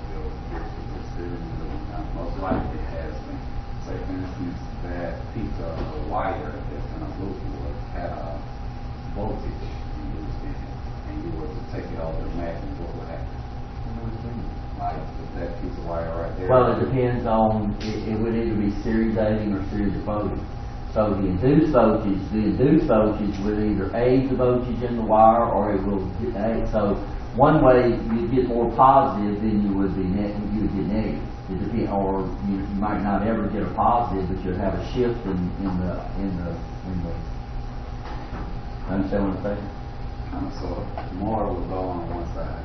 Yeah. So what would happen is right now, if I moved it at a constant rate.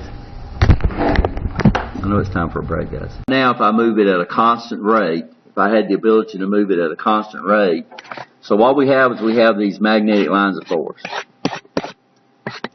right? And this might be north and this might be south. Well, what happens is when I move that conductor, when I'm out here, I'm not cutting any lines of force. So right now we would be 0. When I come up here and move it over here, we're cutting them at an angle. So to induce a DNF, number one, we got to have a magnetic field. You'll understand that now, right? Could be an electromagnet or could be a permanent magnet. Number two is we got to have a conductor.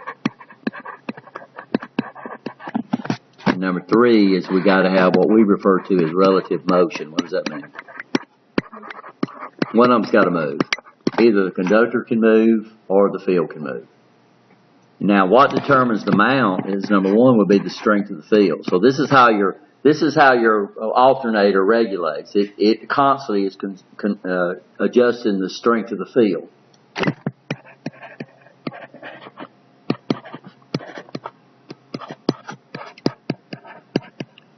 And number two would be the number of conductor loops. Y'all understand that now, right? That comes very important when you want to understand transformers. And number three would be the speed of the motion.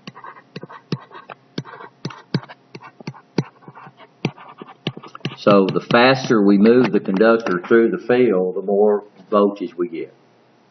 So this would be a problem with your car because your speed of your alternator is constantly doing what? But the speed of your alternator is constantly changing. I mean, there's nothing. What determines the speed of your alternator? The speed of your engine, right? So, if we didn't have some way to regulate that, is when you were sitting there idling, your lights would go out, and when you got up to 50 miles an hour, they'd blow. So what you're doing is they're doing what? What's your regulator doing? It's constantly doing what? Changing the strength of the field. So when you speed up, it lowers the strength of the field. When you slow down, it increases the strength of the field. Well, look, when I come up here, which would we be cutting the lines of the force the fastest? When we go across them perpendicular, right? You understand? And then when we're over here, we get 0 again. So what happens is here, it's like crossing railroad tracks. So to get across the railroad tracks faster, you go perpendicular. If you go in an angle, it will take you longer to get across those lines of force every time. So what we would do is we would generate a voltage waveform that would look like this. So it starts off, and then it comes down, and it loops around, and we can visually see this in a little while with an oscilloscope. Now this and this, if the rotation speed was constant, then, not even that. No matter what the rotation speed is, the positive and the negative would be the same size. And this is called a sine wave for reasons that we won't even talk about. It's a trigonometric function. But if I come over here and I have a coil of wire, and then I bring that over to another coil of wire, and then I put something in there to concentrate the field, then when I put AC on this change in field over here is going to create a change in current, which is going to induce a voltage into this side. What determines the voltage we have on this side? The number of loops of wires. Right, you understand that? That's one of the big things. So what we can do is we can change the ratio of this. So over here, for every 2 turns, if I had 1 turn over there, then this guy would divide by 2. So over here, if I had 100 turns, over here I had 50 turns, then I would get half the voltage on the output than I would on the inputs. Step it down. We can step it down. By the way, the one that points toward the power source, so all the transformer coils that point toward the power source, we refer to these as the primary. The one that points toward the load, we call this the secondary. So we can, if your secondary has more turns than your primary, you're gonna do what? Step it up. If your secondary has less turns than the primary, you're gonna step it down. So what Alabama Power can do is they can step it up for transmission. Transformers do not change power. If a transformer was 100% efficient, if I went on my house and I turned on a 100-watt light bulb, that power plant would be providing me 100 watts. 100 watts would go through the first transformer, it'd go through the second transformer, it'd go through the third transformer. Y'all understand that? The transformer does not change the power, it changes the voltage, which is what is beautiful about it. So if I come over here and I do that 100 watts at 1,000 volts, or if I do it at 100 volts, well, 1,000 volts is going to take a lot less current, right? Y'all understand? 100 volts is going to take more current. So as I step it down, the secondaries, if it's a step-down transformer, the secondary windings are going to be bigger than the primary windings. I mean, you can look at the transformer. We got one in here. You can tell the high voltage side from the low voltage side. The low voltage side will be a bigger gauge because it's having to handle more current because it's going to be at a what? It's going to be at a lower voltage. So now, this is we can't transfer, we can't step at DC up and down because it has no change in magnetic field, right? But that AC is changing. So we got motion. I got motion. I've got conductors. I've got loops of wire. Put these suckers together, put something in the center to concentrate the field. We got a transformer. So I can either step it up for what? For transmission or do what? Step it up for high voltage loads. So, high wattage loads. So all your high watt, we're here in the United States, in our house we have two voltages. NEC says they're 120 and 240. Or 220, right? 240. Now what runs on 240? All your high wattage loads. Your high wattage loads, right? What runs on 120? Everything else. The loads that you have access to. All your wall plugs. So what advantage does low voltage have? It has one. It's what? It's safer. What advantage does high voltage have? Less current to produce the watts. So why don't we run everything off 120 volts? We could make HVA systems with a 120 volt system. They would put a lot of current, but what would we have to do? Well, we'd have to use twice the size of the conductor to run it. Right? So we use it basically because we're trying to run these wires through 2x4s, and under the house, and we're trying to reduce not only the cost of the system, we're trying to get it to the system. You get out to some of those high horsepower. I think they were saying 6,000 horsepower motors out there. Oh yeah. Yeah. And them suckers run on what was the high voltage y'all had out there? 4160. And why do they? So they're bigger horsepower motors. They run them on extremely high voltages. It's not cheaper. It's not more efficient, right? You understand that? Because you're not paying for current, you're not paying for voltage, you're paying for power. It's just that if I run it on extremely high voltage, now I can use smaller conductors. Alabama Power can use smaller conductors, right? You understand that? So that means you look at these high tension lines. They might be, I don't know what you call it. But they're relatively small compared to the amount of power. So if I've got 750,000 volts up there, that means I could send 750,000 watts of power with 1 amp. But I can't bring 750,000 volts close to ground, right? You understand that? I'll take a break.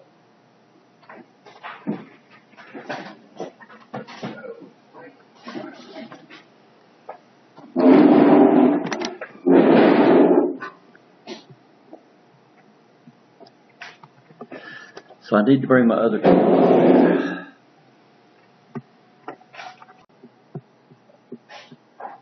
And my wife would always ask me questions, so I'd have to blink my eyes. But she's the kind of person to ask you yes or no. Well, I couldn't. You'd just I had tubes all over me.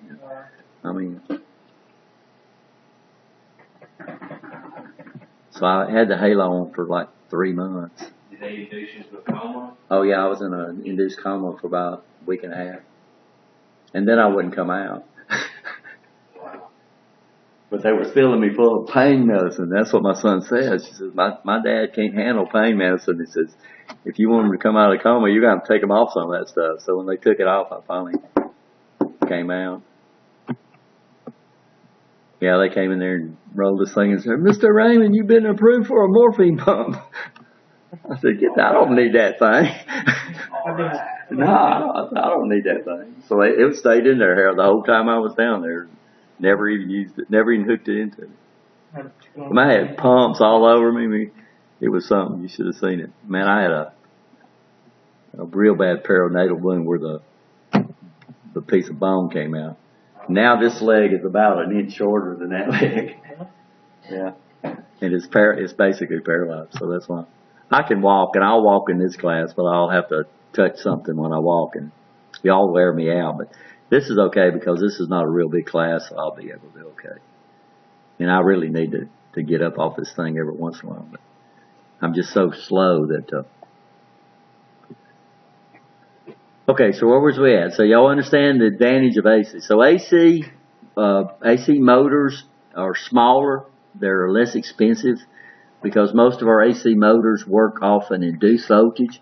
DC cannot induce a voltage, right? So we have a whole category of motors we call induction motors.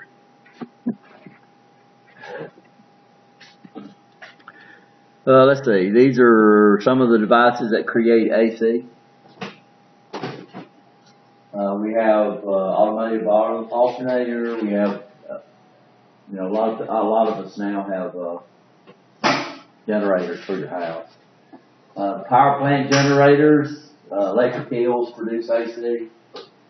Well, they actually produce both. They can produce 870 volts DC or 10 volts AC, 25 hertz. So electric eels are really neat animals.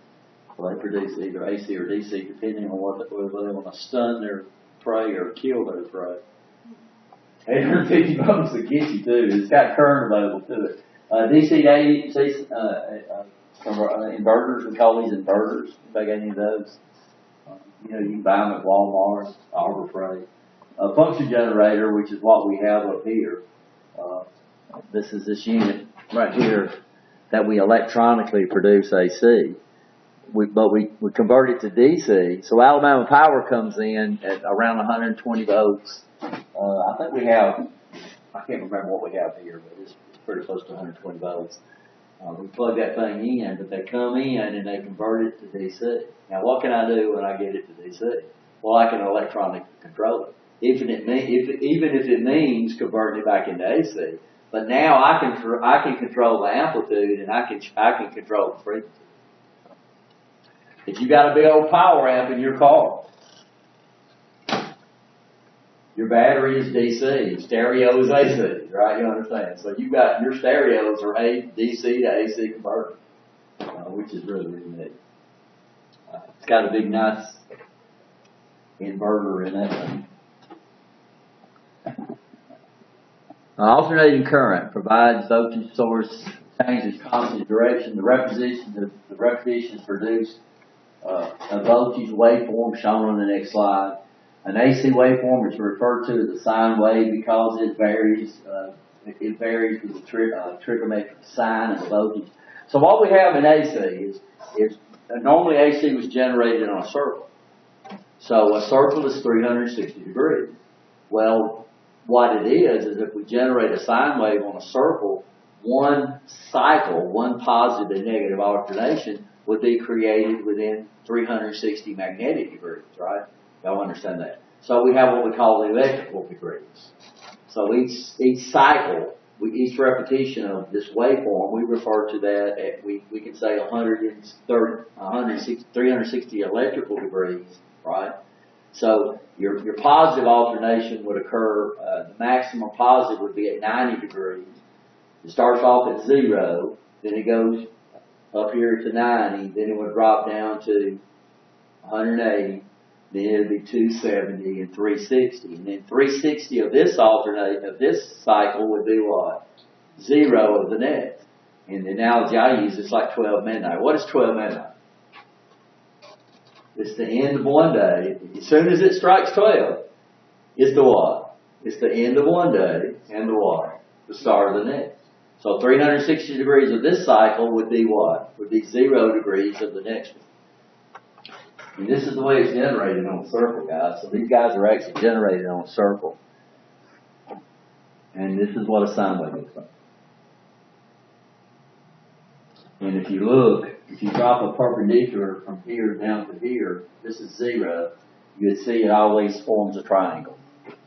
And so if I calculated the length of this side right here, if I stop this, it would generate a right triangle.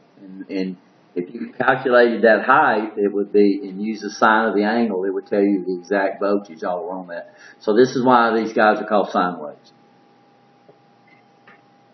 I got this off, ain't that neat? That's pretty neat because you can actually, Very cool illustration. yeah. But what you're looking at is you're looking at that thing rotating, and let's see if I can stop it. No, I can't. Dang. But if you drop a perpendicular any way down to 0, you'd see it always forms a triangle.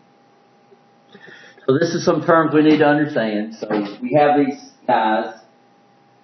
So one repetition of this, we call it a cycle.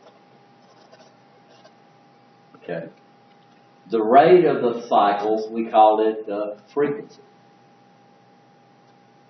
So cycles, frequency is rated in cycles per second.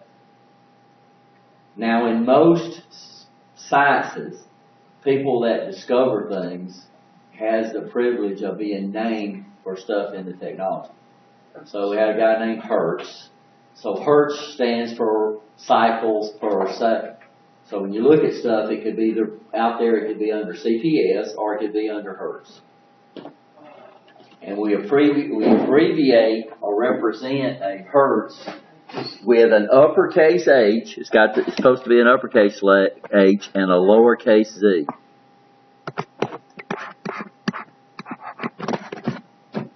So Alabama Power generates 60 Hertz. Or 60 cycles per second. That means exactly the same. And sometimes you'll see it. They'll say like 120 CPS. The military planes I worked on, the generators on there were 400 cycles. The cycles on your alternator on your car, what do you think that is? Huh? It's constantly changing, depending on what? The speed of your engine. So, but Alabama Power, and there's a lot that goes along here due to these reactive devices. If Alabama Power let this frequency change, it would cause all kinds of problems.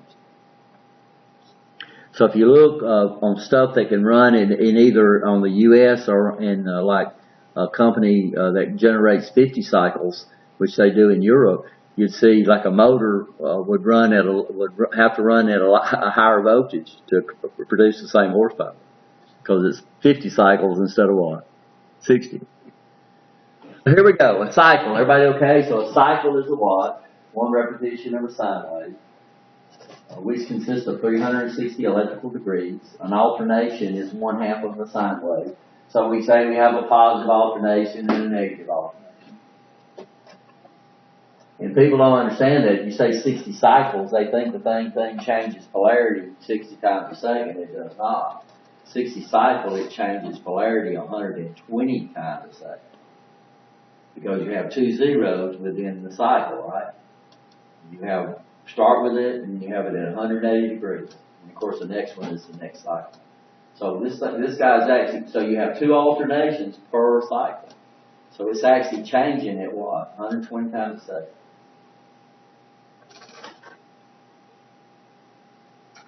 The frequency is the rate of the sine wave, usually measured in cycles per second or hertz. And then we have the period, but we don't really need to know that in this class. You'll learn that in AC. The period is the time for a cycle, which is pretty interesting to know. So if I've got 60 cycles, time is inversely or just opposite of frequency. So the higher the frequency, the less time of the cycle. If it's just opposite, we have this thing in math we call the reciprocal. The reciprocal will always give you the opposite. So if I know if I take the reciprocal of the frequency, it will give me the period. If I take the reciprocal of the period, it will give me the frequency. So that means the period for 60 cycles would be 1/60th of a second, which would be 16.666666 milliseconds. I'm sorry, it'd be 16.7777 milliseconds. Or 0.0, right? 1/6. One alternation is there, 0.0083 seconds for Alabama. And after that time, it drops to 0 and then it's negative, right? And so AC has no polarity. And this is what I'm talking about. So on your meters, you got a red lead and a black lead. In AC, what does that mean? It means nothing. It'll measure exactly the same thing. In DC, it makes a difference. On no analog meters, it used to really make a difference. You had to really honor your pointer needles like this. Yeah, you could peg your needle out. You could peg your needle out and you could bend it. In digital meters, it really don't even make any difference. In DC, it's just that if you hook your meter in backwards, it's going to give you the wrong polarity. But if it's supposed to measure 120 volts DC, plus it's going to measure what? 120 volts minus. So it's not going to blow stuff up. But these oscilloscopes, you got to be real careful because your meter black lead is meter common. The black lead on the scope is ground. So you just cannot take the little lead on the scope and probe inside a circuit anywhere you want to, or you're going to blow up a lot of scope leads.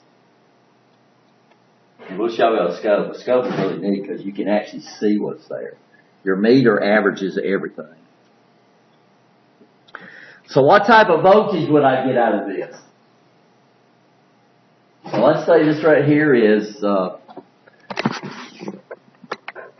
and it doesn't vary. It's not a linear curve, right? It's not a straight line curve. It starts off going up real fast, and then when it gets toward peak, it starts doing what? It starts laying over. But let's say I had, about 179 volts right there. And we had about 179 volts right there. Here. Then we would have about 300 what? About 400 and something volts PC. Now I take my meter out and put it across there. What would it do? Huh? I was about 0.707. Well, we could, but what we have to understand, first of all, we can't use an average. Because if I average this out, right, so it's going to be kind of like an average, but it can't be an average. Because if I average it out, for every positive voltage, I have a what? I have a negative voltage that cancels it out. So we can't use the mean. We cannot use the mean of this to figure out how much we work. So what they had to do is they had to come up with a method where the negatives and the negatives do just the same work as the what? Positive.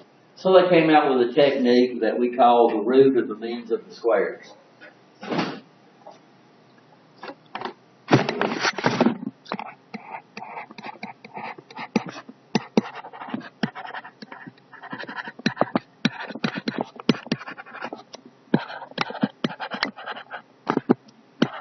So what they do is we'll come over here and we'll square a bunch of them, a lot of them. They say an infinite number, but we know that. We'd square all these. And then I would average those. That's the mean.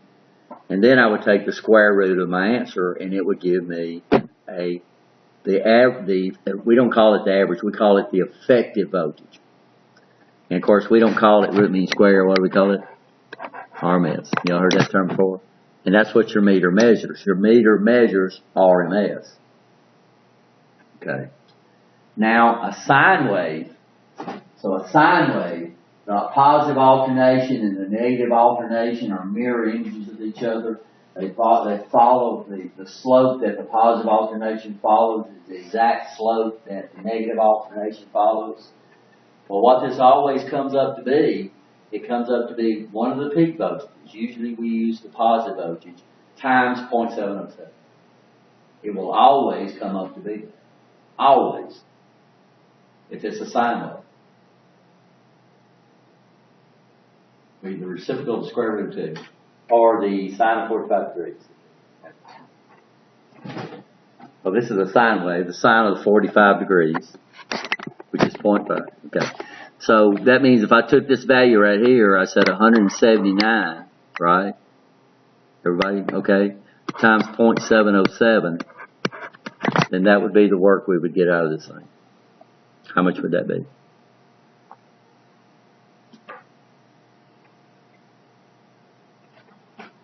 Anybody actually calculate? Yeah, so that's pretty close to what we got right there.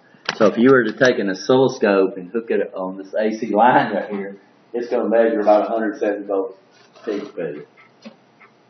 And it seems like it's wasteful, but you got to understand, first of all, the advantages of AC greatly outweigh this.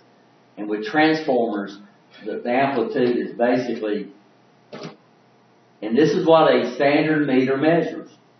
A standard meter uses the 0.707.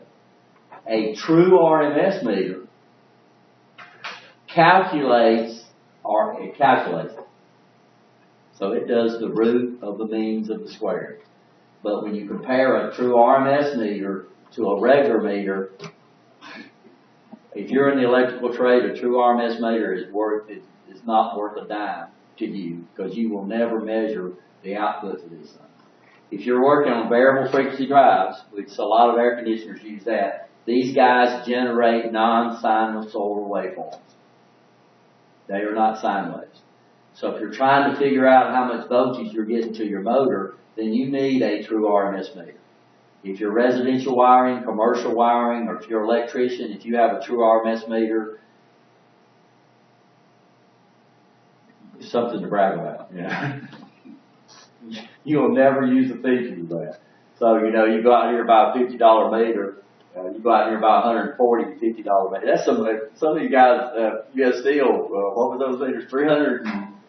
370 bucks for a meter, for RMS meter. Huh? And that's what they bought you at US Steel.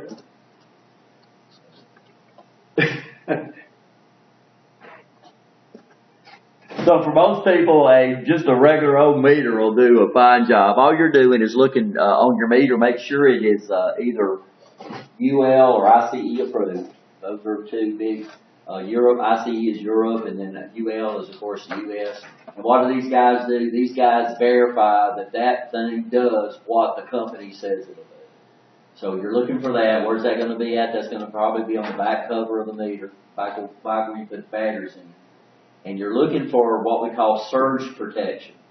So they come out with different categories of meters. We have Cat 1 meters, don't get those. Cat 2 meters are okay. That's 600 volts. I think I've told y'all that. It's about 600 volts above the highest voltage rating, and a Cat 3 meter is at least 1,000 volts. Some meters have a Cat 1 rating on DC and a Cat 2 rating on AC. So, and where's that going to be at? In between the leads, where you plug your leads in, when you measure your voltage, it should have a little line between the two that tells you what category that meter falls in. So if you're working with power, and we get surges all the time, and that's when a lot of accidents happen with meters, is you get a voltage surge in there, or you hook it into a voltage that's not supposed to be on, and you turn it on real fast, and you get surges. You know, these meters will blow up. But when you go out and buy the meter for this class, you need a meter. We're going to be using a meter a lot. I mean, if you're going to work for electrical controls, if you're going to troubleshoot electrical circuits, you are going to have a meter. So that's why in our program, you are required, if you're going to be in our program, you're going to be required to buy a meter. So you either pick it up in AC or you pick it up in this class right here. In this class, it depends on what field you're working in. If you're on electronics, you need to look for a meter, because we don't deal with extremely high voltages in electronics. So you're looking for a meter that has the ability to measure millivolts AC and DC and milliamps AC and DC. If you're in the electrical trade, you better get you a nice clamp on that meter. And those guys, a clamp on that meter does not measure amps. What does it measure? It measures the strength of the field that runs through it. So we have these devices called CTs, current transformers. We use them all the time, but they only work with AC. So if you buy one that can measure the strength of a DC field, it has a little electronic circuit in there called a Hall effect, and those guys cost a lot of money to measure DC with a clamp-on ammeter. Now, the big problem with the clamp-on ammeter, usually the low scale is like 40 amps. So that means if you're going to measure low currents with a clamp-on, even if it's AC, it's not going to measure anything.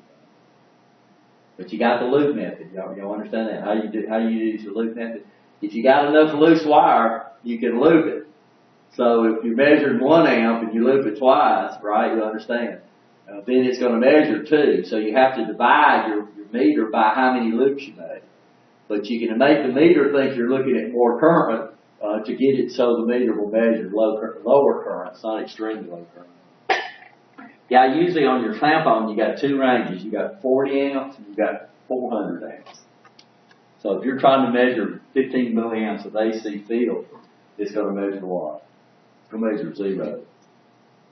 But if you're an electrical trade, that's what you need, because you're going to be looking at a lot of motors. It's real fast to troubleshoot those things to see if they're pulling current. Just but take that clamp-on ammeter and put it on 1 wire. Don't put it on 2 wires. Put it on 1 wire. That's another thing you got to make sure.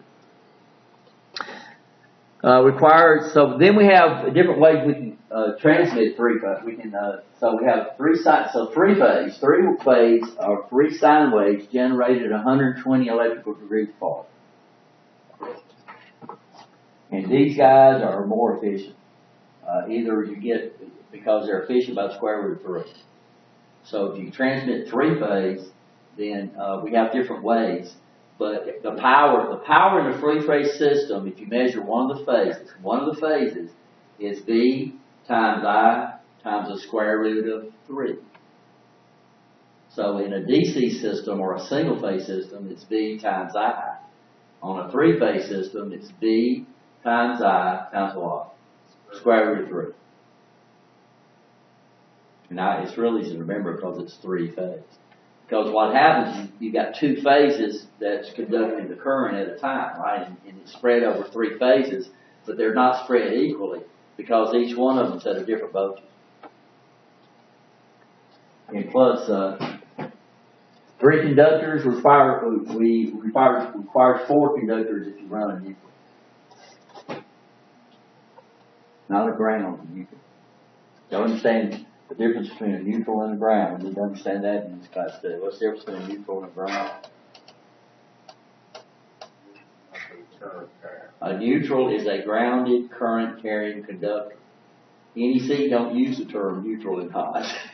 They say it is a current carrying conductor, or they say it is a grounding current carrying conductor. What do they say about the ground? Grounded. Non-current carrying. The ground is only supposed to carry current when something's wrong. So that's why it's usually not insulated, right? It shouldn't have any voltage on it because it's referenced to ground. Neutral, but you can still use ground to make a voltage measurement, but you're not supposed to use that ground conductor to carry what? A current. And what's the color? Somebody told me that of the insulator. On commercial. We only got how many colors we got available? Not commercial. In residential, how many colors we got available on our conductors? You got black, white, and green. No, we got red. We got black, white, green, and red. On single phase? 3-phase. I said residential. I didn't say single phase. I said residential. So we have 3 colors on a 50 amp Romax. We call it 14-2. We use black and white. On a 240, we use black. We have black, red, white, and then they say with or without a ground. Most of it is with a ground. Commercial, you got if you pull wire through conduit, you got as many colors as you want. Now they do have some standard colors for the phases and stuff like that. How many colors did you use out at USC? Oh my God. Most of the time when we was out there, it was predominantly black. Well, They didn't use a lot of colors when we was out there. sometimes Now, we're not talking about the cables, we're talking about when they pull the wire. Okay. Now, the cables come with a lot of colors, but normally when they pull wire through conduit out there, they pull black. So you depended on those wire numbers. Primarily used for three-phase motors, three-phase power supplies, and then the three-phase motor drives. And we use this to transmit all the time. So this is three-phase. This is pretty neat animation too. So I don't know if y'all can see the green phase real well. Huh? So here's the green. Here they got coded green.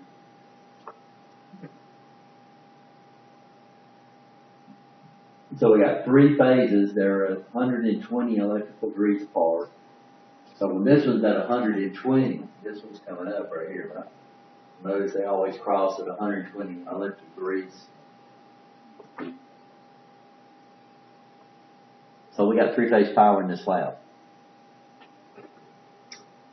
We're using what we call a grounded Y, and we'll learn a little bit about that too. We need to know a little bit about transformers in this class because we use a transformer.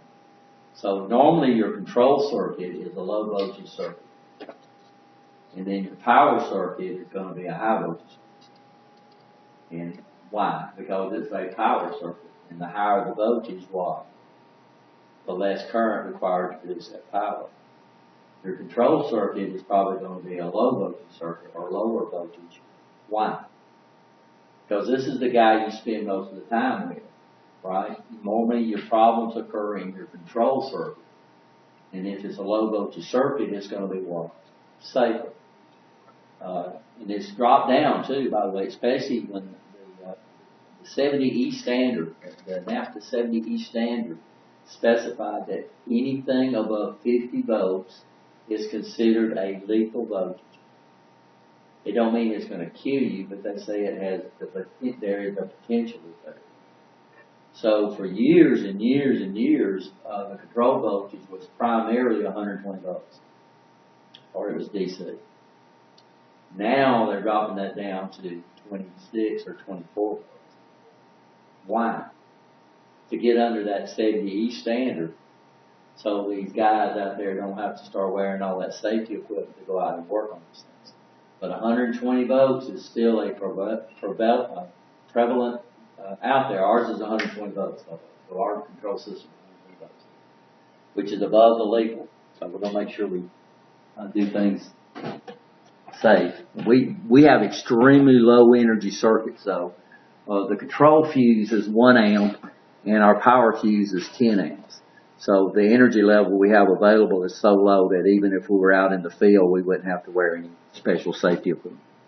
Well, you have to. Everybody's supposed to wear long sleeve shirts. Not far retired in shirts now, and of course, no open toed shoes. Right? But here we're saying we're not wearing what? Shorts or flip or open toe shoes. We have to say that too because sometimes we have ladies taking the class. So this is three-phase.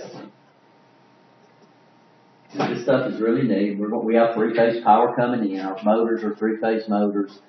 Our control circuits are single-phase. So what we'll do is we'll tap off 2 of the phases. We'll run it through a transformer and do what? Step it over, step it down. Step it down to our control motor. Are we okay? You okay, David? Okay. Well, raise your head up the desk for me, please. So these are what we call the high tension lines. They usually run in groups of 3s. And while they do that, of course, is they spread the load over conductors. And in that way, if one of the conductors breaks, then they got 2 more that can hold the load until they can get it fixed. But you know, they got to roll this thing up. So if they were to use single wires on those conductors, they probably wouldn't even be able to get those things on the spool. So I don't know if y'all seen, we got some around here somewhere. And it is stranded wire. It's not over there, the other side. I don't see it. But it's some of that high tension line. It's made out of aluminum. And it's stranded.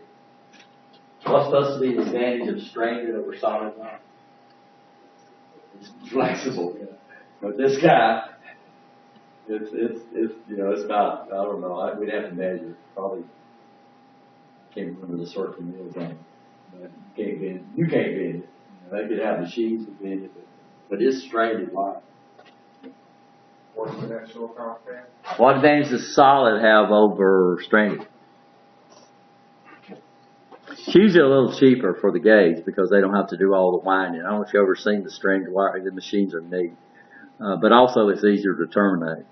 So strained wire, we're not supposed to loop around a screw and tighten it down. Huh? Can't do it. Yeah.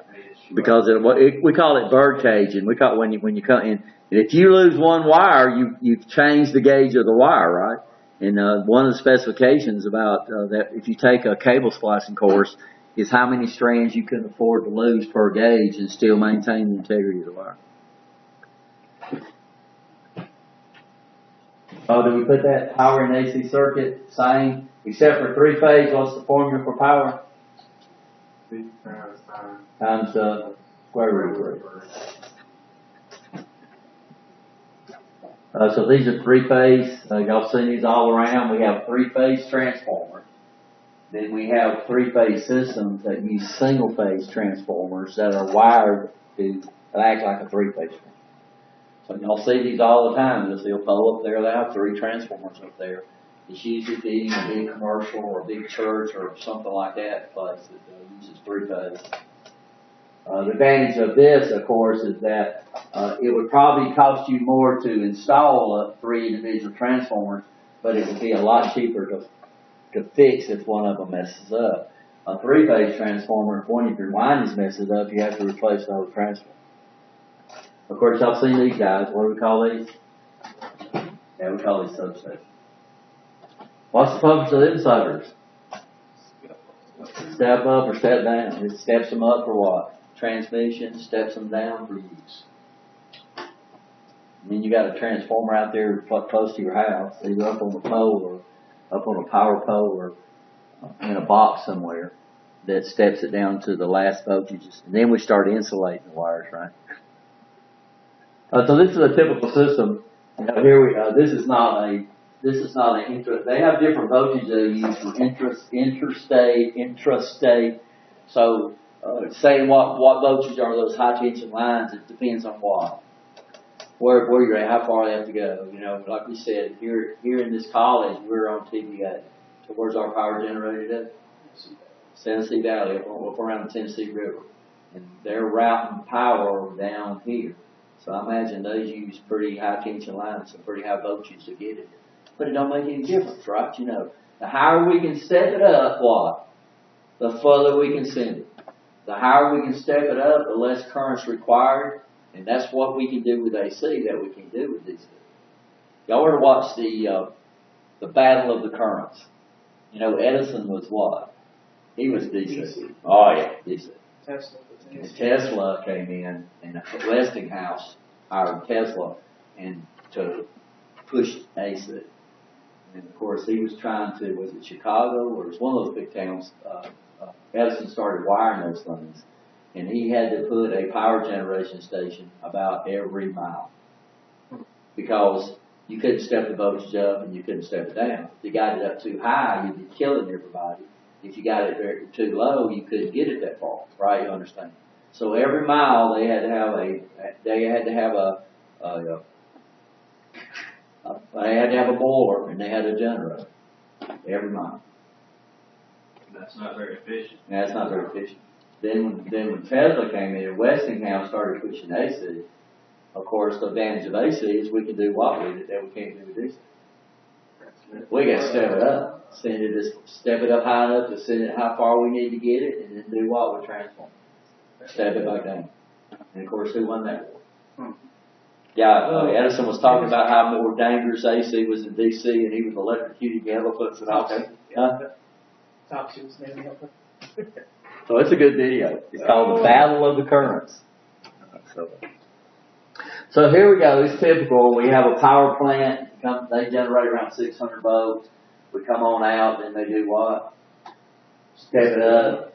Then we come over here and we go to these substations and start doing what? Step it down. Then we go into the residential feeds. This voltage varies depending on what? How far how far from the substation they're running that power.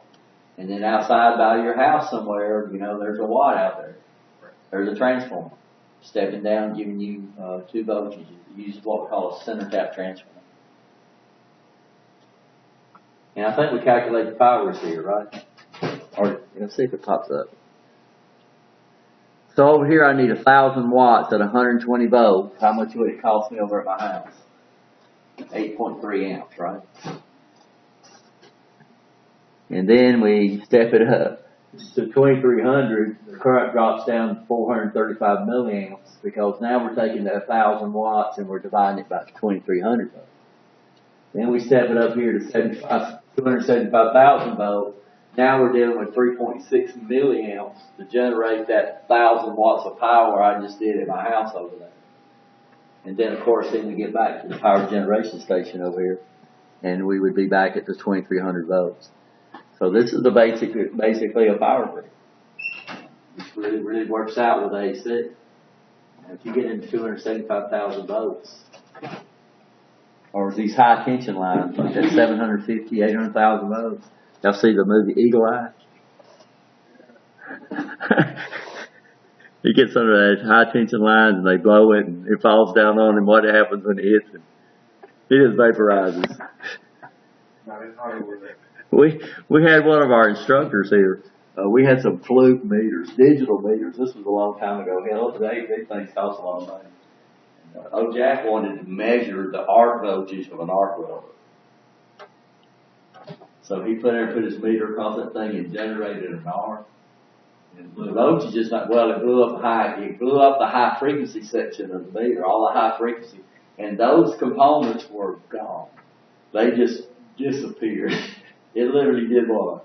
It just vaporized them. So he never found out what the arc voltage was on an arc welder. It's a pretty expensive experiment. Yeah, it was. But the trouble is, I was a student here, and he brought it up and said, Rich, see if you can fix this meter. And we got the schematic out and started looking around, and some of the components were what? They were just gone. I mean, it didn't leave any soot or anything. It just vaporized everything. Here's RMS. We've already talked about this. Everybody okay there?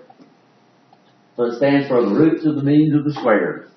And this is a way we can calculate the effective voltage, right, of an AC. This is what we do if we got a voltage where the negative voltages and the positive voltages do not cancel each other out.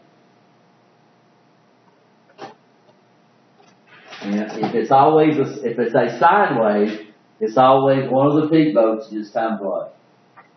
177. We usually use the positive because we don't want a negative answer because AC has no polarity anyway. So we take positive peak, multiply it by 0.707. If you said negative peak and you multiply it, you come up with a negative AC, and there's no such thing as a negative AC. Right? We have AC riding on DC that could be negative. Y'all want to work some of these? We did the first one. I said 179 volts. I should have said 170 volts. So it takes 340 volts of peak power to get 120 volts worth of work.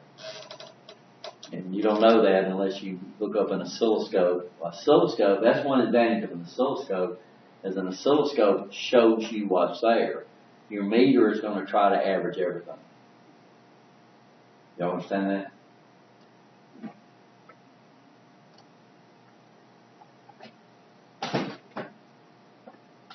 So we're going to be dealing with 208 in here. We're using what we call a grounded Y, which is usually, we call it 220 or whatever, but it's actually 208. So we're actually generating 588.4 volts peak to peak.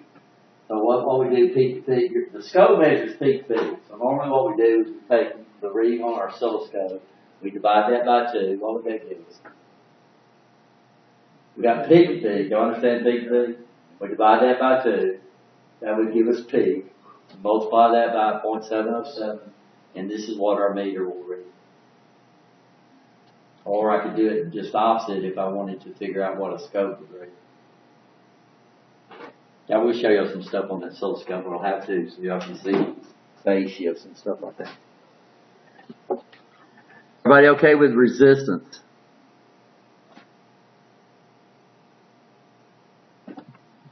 I know this lecture's getting long, guys, but we got to get this out of the way. Okay.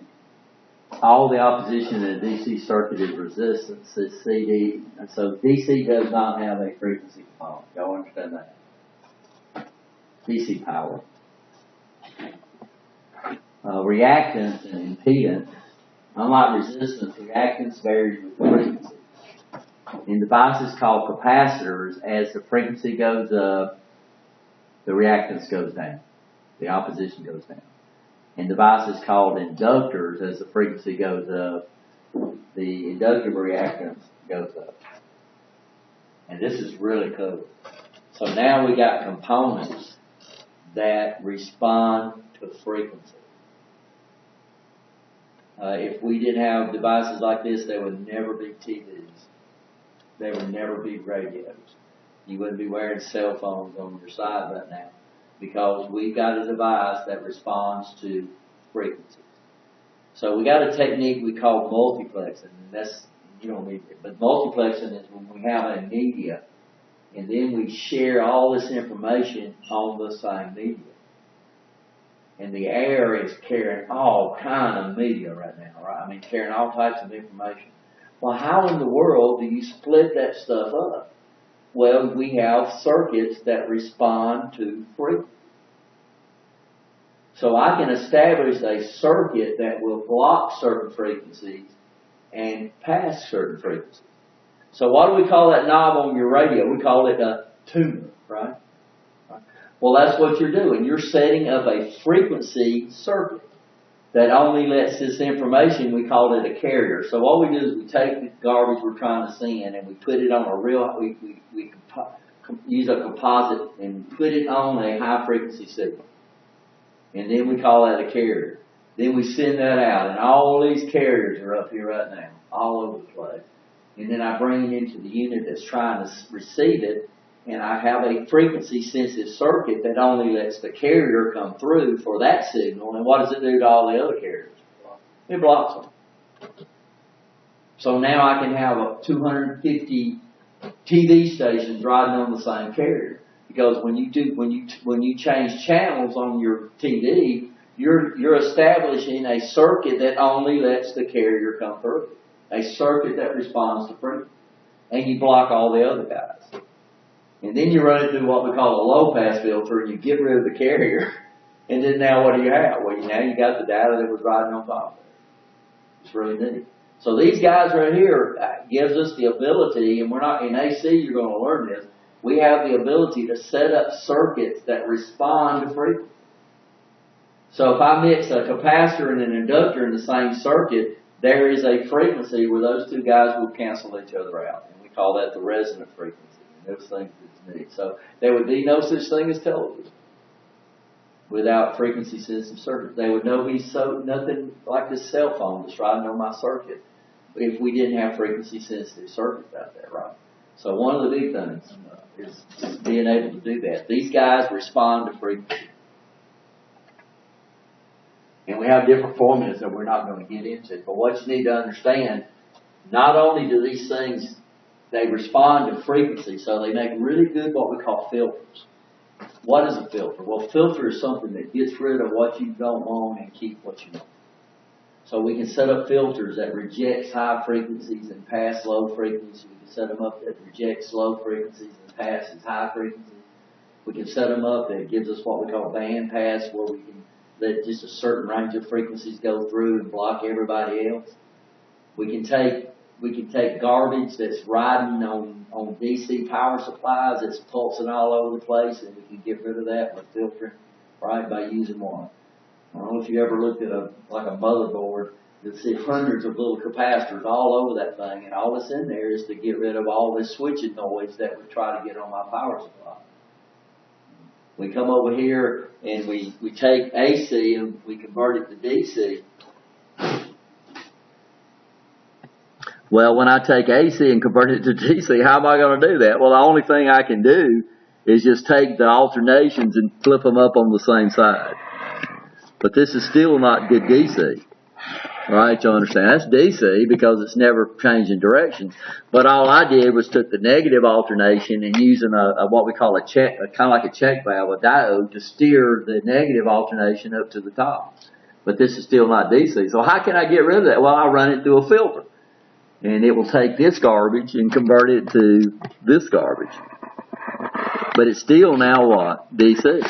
And this is done by these devices. They're done by capacitors and done by inductors. Inductors are neat. We have a unit called a switch and power supply where we bring in a digital pulse signal like this that we're controlling with digital, and then we run it through an inductor, and we end up with DC on the other side.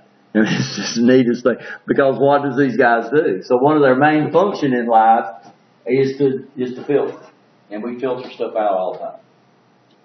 Another thing they do is they create phase shifts in an AC circuit. Y'all know what we mean by phase shifts? We'll try to dig one in. Like in a motor? In a single phase motor. A single phase motor, so the second function they have in life is they create phase shifts. So we have AC motors, we call them capacitive motors. And they have a capacitor in there, and what does the capacitor do? Well, we have two windings in there. If I put AC on a regular motor, the motor would just sit there and go single phase because it doesn't have anything that causes it to do what? To turn. But if I have an electromagnet over here that's out of phase with this right here, it means when the voltage is dropping down over here, it's going up over here, then what will this other magnet do? It'll move. So without capacitors, without capacitors and inductors, there would be no such thing as single phase motor. Now, three-phase, we don't have that problem because by its nature, it automatically creates a rotating field. Because when this phase starts dropping down, this is building up, and it would cause the field on the outside to shift. So we have two types of motors. We have capacitive motors, and we have what they call split-phase motors. Split-phase motors generates a shift with inductors. Capacitive motors generates a shift with a capacitor. And we have what we call a start winding and a run winding. We'll look at that, and we'll have to understand how we reverse these things. But if it wasn't for these units, there would be no such thing as a single-phase motor. So the two main functions of these capacitors and inductors is they do what? They filter. They get rid of frequencies we don't want, and they create phase shifts. Sometimes the phase shifts are good, sometimes they're bad. In a single-phase motor, they're necessary, right? Now the problem is, the current doesn't flow through. So what happens if you picture a capacitor as two buckets? I don't know if I've got that illustration in this PowerPoint or not. I need to put it in here. If I don't, we'll probably try to bring up the AC lab. Okay. Well, let me try to bring up a PowerPoint in the AC, and this will give you all. I'll try to bring it into this class too to see. So AC, and if you picture this as a capacitor, then you can see why this thing doesn't really do any work, doesn't do any electrical work.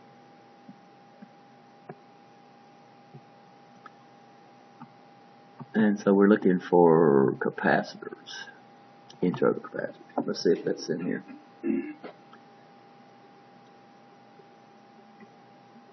If it's not, it's a shame, because I did a lot of work on that one.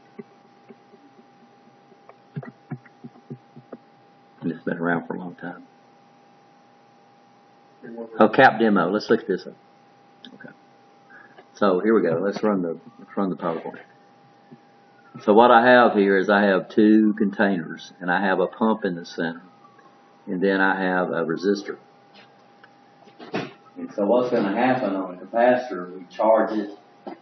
It's got two plates on it, and what happens is that they swap from each other. So when the charge is going out on this side, it's doing what? that's going in on the other.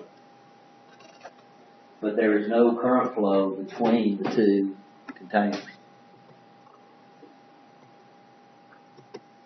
Now there's current flow through the resistor, there's current flow through the pump, but there's no current flow through the capacitor.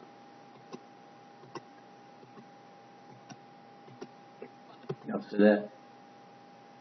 So what does that mean? Well, that means if there's current flow in it, and of course the faster the pump goes, the faster the buckets fill up, right? So we have something we call farads. Farage is basically the size of the bucket. So when you go down to Walmart and you buy a bucket, you buy it in gallons, right? The smaller the bucket is, the faster it fills up. The bigger the bucket is, the longer it takes to fill up. Or we can increase the speed of the water, or we can decrease the speed of the water. But what we're saying is that if the pump runs faster, they fill up faster. If the pump runs slower, it fills up slower. Yeah, and if you think about the water is a current. So the higher the frequency, the less opposition these guys have. The lower the frequency, the more opposition they have. But there's no current flow through it. But they have an opposition. We call it reactance. But there's no current flow. They do no work. They don't get hot. If you got a capacitor that's getting hot, it's bad. If it's hotter than the ambient temperature around it, it is bad. These guys don't get hot because there's no current flow through them. But they produce a current flow in and out of it. But they do no electrical work. They don't generate any watts. But they require a current to make them work. So these guys produce a power that we call reactive power. But that reactive power is not power. It appears to be there, but it's not. Now when we combine resistive power, which is true power, with the reactive power, which is not real, we create a power called apparent power. So when we start adding capacitors and inductors in a circuit, we end up with a power called apparent power. That is your what? That's your real power, or your true power, which is in the resistor, and then the power that appears to be in the capacitor. So the capacitor appears to be doing work. I can take my voltmeter and I can measure across it and I measure a voltage. I can take my ammeter and I can put it in here, it measures a current. I take that current and I multiply it times that voltage, I come up and get power is equal to V times I, but it's not power, it's not getting hot. It's not flowing through the capacitor, it's flowing in and out of the capacitor. And this is the same thing true with an inductor. An inductor stores a charge magnetically, but there's no AC current flow through it. So inductors can get warm because they have an R component. Capacitors don't have an R component. Inductors are made out of wire, just a bunch of turns of wire. And so they got the resistance of the wire. So inductors can get a little warm, but they're not going to get extremely hot. Capacitors don't get hot at all. There's no current flow through it. If the capacitor's good, there's no current flow through it. If current flow starts going through them, they become leaky. We say they're leaky, which means the dielectric starts getting a path through there. Then the guys are going to get warm, and eventually they're sealed. So what could happen? Well, one thing, these guys can blow up on them. They can blow up on them. You can see them they'll pulse you out. If you ever see one that's where the can's expanding, you better throw that sucker away. Don't fire. Yeah, they'll blow up a bunch of times. And that's the problem. They become leaky. A capacitor is nothing but two pieces of conductor that we bring in real close proximity to each other. We put an insulator in between them. And then the interaction, the electrostatic interaction between the two fields is what generates the charge. These guys will charge up. They'll hold a charge. You got to be careful on these guys.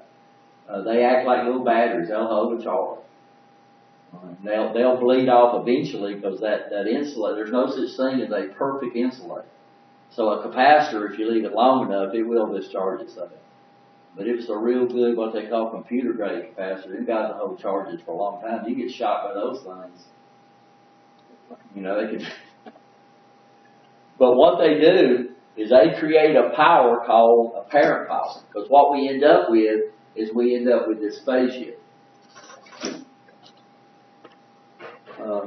I couldn't get this to work. This function generator was freaking out on me. I forgot to bring another one in here. See if it's working now. No, it's not.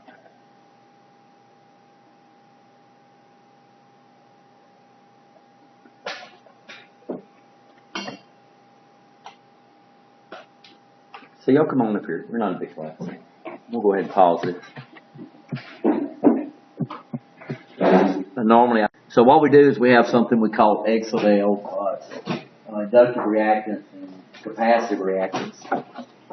I also have to show y'all some neat stuff too. What determines the size of the capacitor is how big we can make these plates. So man, I can build a capacitor real easy. I can come up here and so I can I'm gonna take my phase shift out of here. I'm glad we got it to shift. We'll hook up the inductor too. But all I'm gonna do is I'm gonna take my power source right here.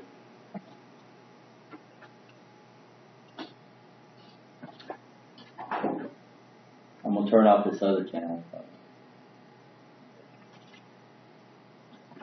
Now, these two wires, I'm gonna try to get my hands off of it. These two wires are not touching each other. Can y'all see the scope? Yeah. I mean, they're not connected at all. They're not connected at all. And all I'm gonna do is start bringing these things together, taking them apart, taking together, right? And so this is a capacitor. So to create a capacitor, and I can't do this because it's coming through me now. So the more I get them apart, so the bigger I make the plate, so the bigger the overlap, the more we get through it. The less of the overlap, the less we get through it, right? If I move them further apart, it gets smaller. Now, it's getting that signal from me. It's coupling through me, by the way. But and the closer I get them together, the bigger the signal gets. So what determines the capacity of a capacitor is how close we can get those plates together. We call them plates, right? So the closer I can get them together, and we got to have an insulator between the two. If I didn't have an insulator, then I would have a conductor, right? So the closer we can get them together, and then the bigger the capacitance, or the bigger the plates, right? So the more overlap I had, I got more voltage out of them. So what determines, now the closer I get them together, and we've got voltage on those things, if we push current through that insulator, then we're going to have a bad capacitor. The capacitor is going to blow up. So that means we got one or two options. We can increase the capacitance by two things. We can get the plates closer together, but that's going to limit the voltage you can put on them, right? You understand? So what we can do is we can move them further apart, which means the voltage is bigger, but then we would have to make the what? We'd have to make the plates bigger. So this is why your big capacitors are big, because the plates have to be big. Your high voltage capacitors. So capacitors are rated in two things. They're rated in a capacitance, which is basically the size of the bucket, and they're rated in how much voltage that insulator can handle before current flows through. So you just can't go out and buy a 50 microfarad capacitor for your motor, and it's rated at 50 volts, right? And you plug it in there, and as soon as you turn it on, what's going to happen? It's going to blow up on it. So you got to look at two things on those capacitors: how much voltage is that thing's going to be in, and then how much capacitance do you need. So don't just go out and you got to start a motor, and you look at it and it says I need a 110 microfarad capacitor, and you go out here and buy a 110 microfarad capacitor rated at 25 volts, and put that sucker in there. It's going to do what? Yeah, we got a video. I'll have to find it too. We got some guys that deliberately blow up capacitors. Seen guys blow them up before. Yeah, On purpose, and just 'cause we had a guy. they went down to Wittich and bought whatever they had off the shelf, and then put it on, and boom. So it's hard to on the shelf. Yeah. Oh wow. Or not, just And these guys go bad all the time. People in Akron just ask me, why do these guys go? Well, I say, well, them suckers are outside. They are outside. and they're working all the time. Working all the time. They're in rain, they're in lightning, you know, and so yeah. Hot, cold, humidity. So that yeah, they go bad all the time. They're outside. So and luckily, you know, they're usually pretty easy to figure out that's what's wrong with them.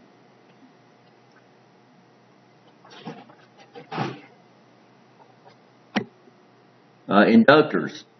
And so notice the formulas are just opposite of each other. One is 1 over and the other one is straight. So you can see right off the bat these guys are just opposite from each other. So here's some capacitors. We used to have a start capacitor in here somewhere, but I don't know what it is. And phase shifts. Y'all understand the phase shifts? So it's imperative that so they had a guy out at US Steel when I worked out there, and his job was to calculate the power bill every month. And they had their own substations. Unfortunately, when you have your own substations, you're responsible for the power factor on the secondary side. So that's what they constantly do. They had capacitor banks out there that they would use, and then they had 2 big old synchronous motors when I was out there. A synchronous AC motor is a dynamic power factor correction. If you overexcite it, it'll create a leading power factor. If you underexcite it, it'll create a lagging power factor. So all they had to do was just change how they excite that motor, and they could get really a good power factor. But Alabama Power, if you're under 95%, they will charge you a penalty.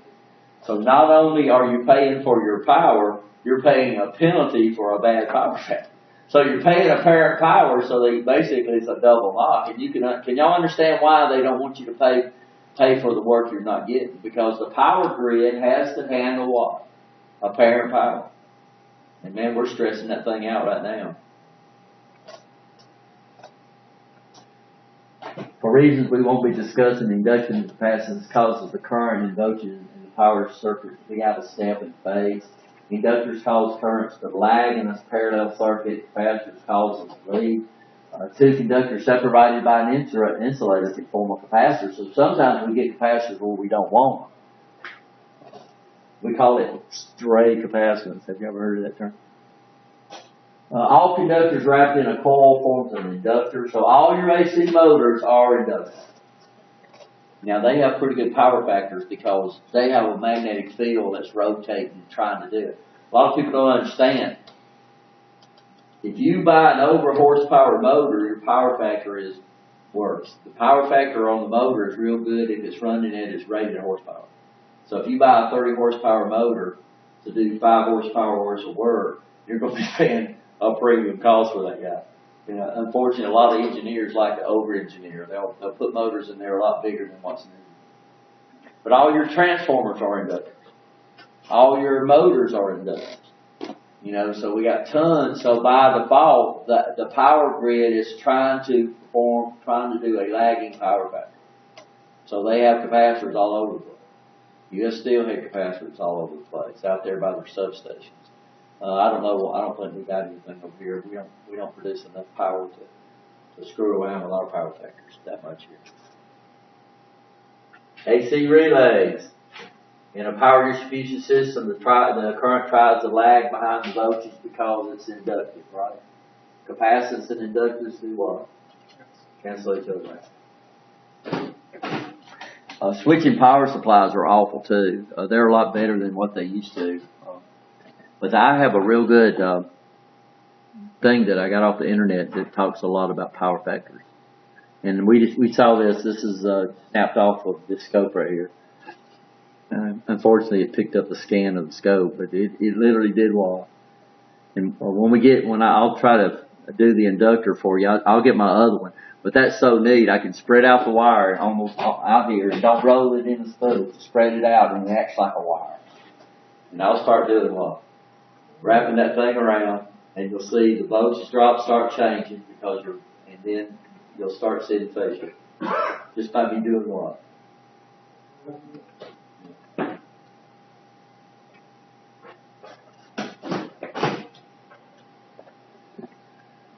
So delivering power in AC circuit current out of phase makes the source deliver more power than was actually being performed by the load. The out-of-phase power being required by the voltage source is called a parent power, or also, and it's rated in VA. You'll understand the difference. So now you'll understand that. So, of course, our motors are rated in horsepower, right? How much is 1 horsepower? Anybody know? This is the problem we have. Basically, the whole international community is giving up on horsepower, and they rate their motors in kilovolts. And we're still over here rating our motors in what? Horsepower. So, what is that? How many watts per horsepower?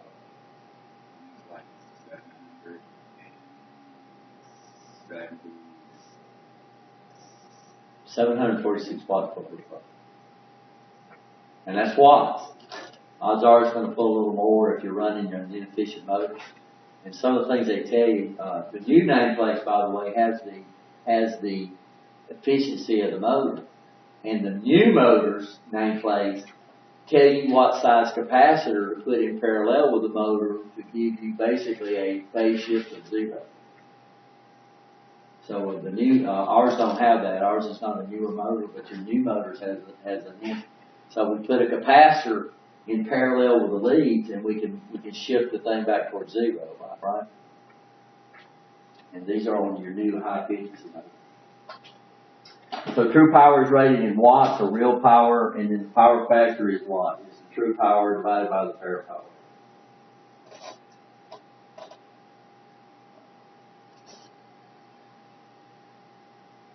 And this is wrong. The formula is wrong.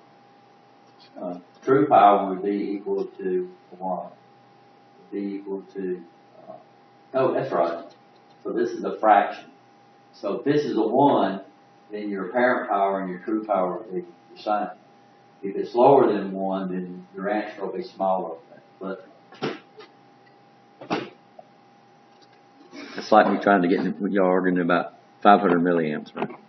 The other night, I had it backwards in my head. So if a power source is supplying 100 amps of 100 VA worth of power and the circuit's performing 80 watts worth of work, what would my power factor be? You should be able to do that in your head.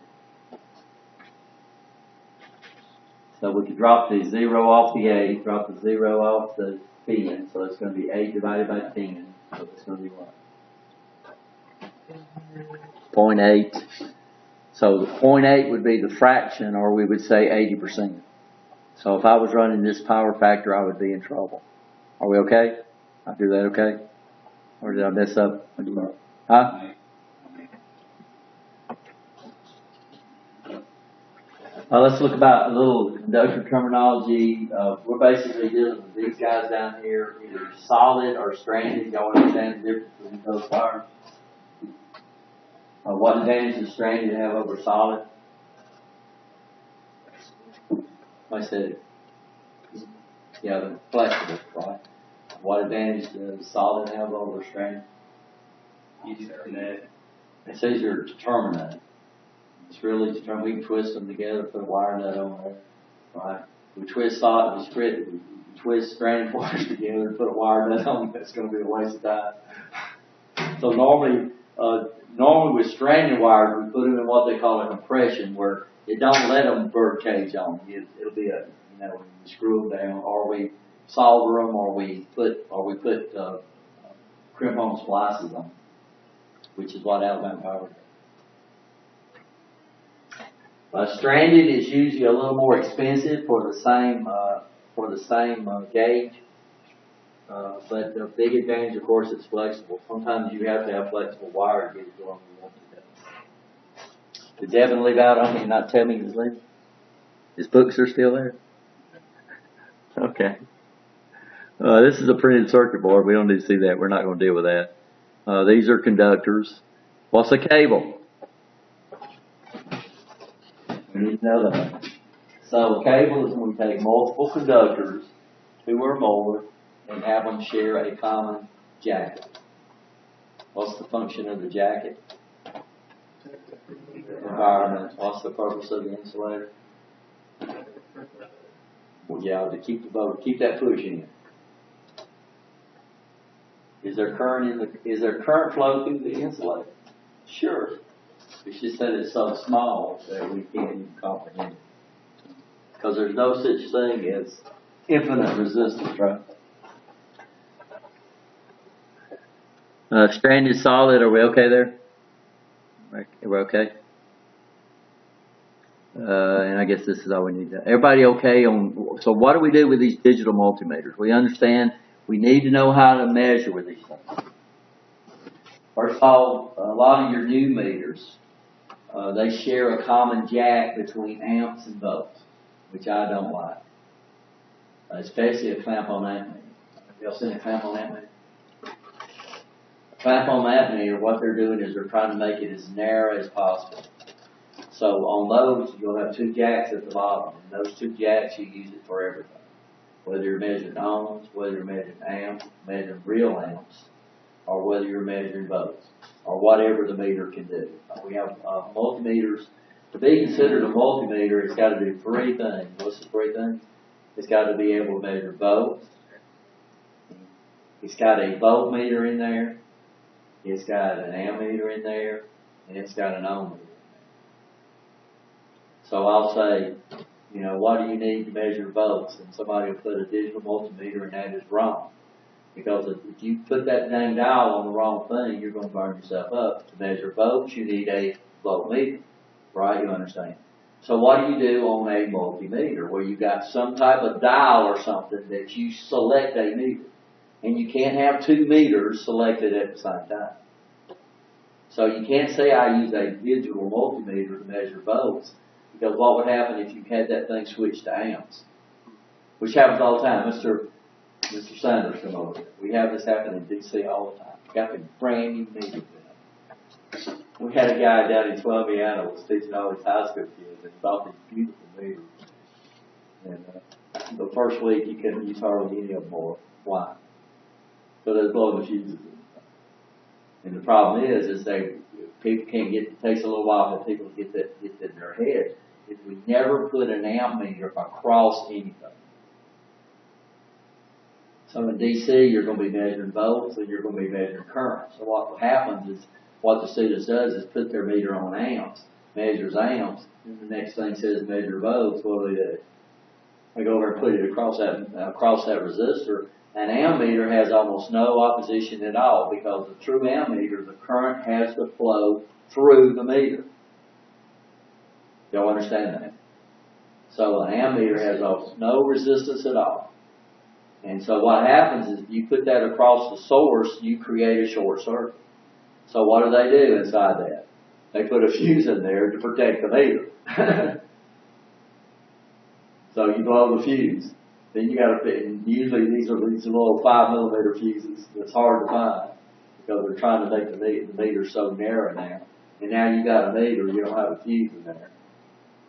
So you go out and get you a piece of chewing gum and you chew it up and jam it down in there.